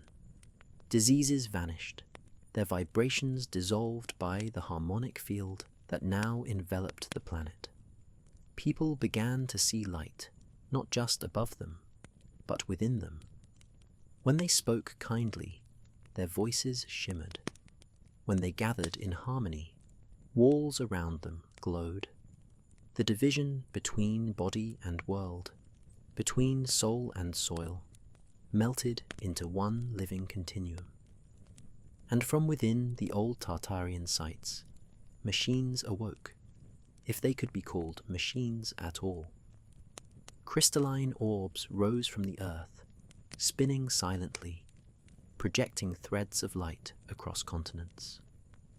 These beams converged above the clouds, forming what looked like a lattice, a network of energy that shimmered faintly like dew caught in morning sunlight. Ancient writings had called it the veil of dawn. It was not technology, but memory woven into light, a communication between the earth and the cosmos. And now, that dialogue had resumed. All over the world, humanity paused. No one spoke of governments or borders. No one asked who ruled. They simply looked upward, eyes reflecting the light that was both in the sky and within themselves. For in that illumination, they remembered. They remembered what Tartaria had once known. That existence itself was a harmony of frequencies, and that every living thing was an instrument in the same song. The towers, the domes, the rivers, the stars, all vibrating, all resonating, all returning to the key of creation. The old empire had not been destroyed. It had been waiting for us to sing again. And as the final pulse of light spread around the world, from Siberia to the Pacific, from the ruins to the living cities, a single tone filled the air, soft, endless, familiar, the frequency of remembering. It was not the end of history. It was the reawakening of harmony. The true return of Tartaria, not as an empire, but as an understanding. The light did not blind. It revealed. Every shadow dissolved. Every voice joined. And for the first time in untold ages, the earth was whole again, singing her ancient name into the cosmos. Tartaria, the world that forgot itself, and then remembered. The light did not vanish. It simply softened. The great resonance that had wrapped the earth faded into something quieter, pulse beneath the skin of reality, steady, patient, eternal. The living cities glowed through the night, their domes breathing softly like sleeping lungs. Rivers shimmered with threads of gold beneath their surfaces. Forests whispered in harmonies too low for words. And the people, they no longer searched for proof. They lived inside it. Somewhere deep below, the ancient halls of Tartaria continued to hum. Their crystal machines pulsed faintly, not as engines, but as hearts, reminding the earth of its rhythm, reminding humanity of its place within it. At dusk, the sky carried a faint sound, not thunder, not wind.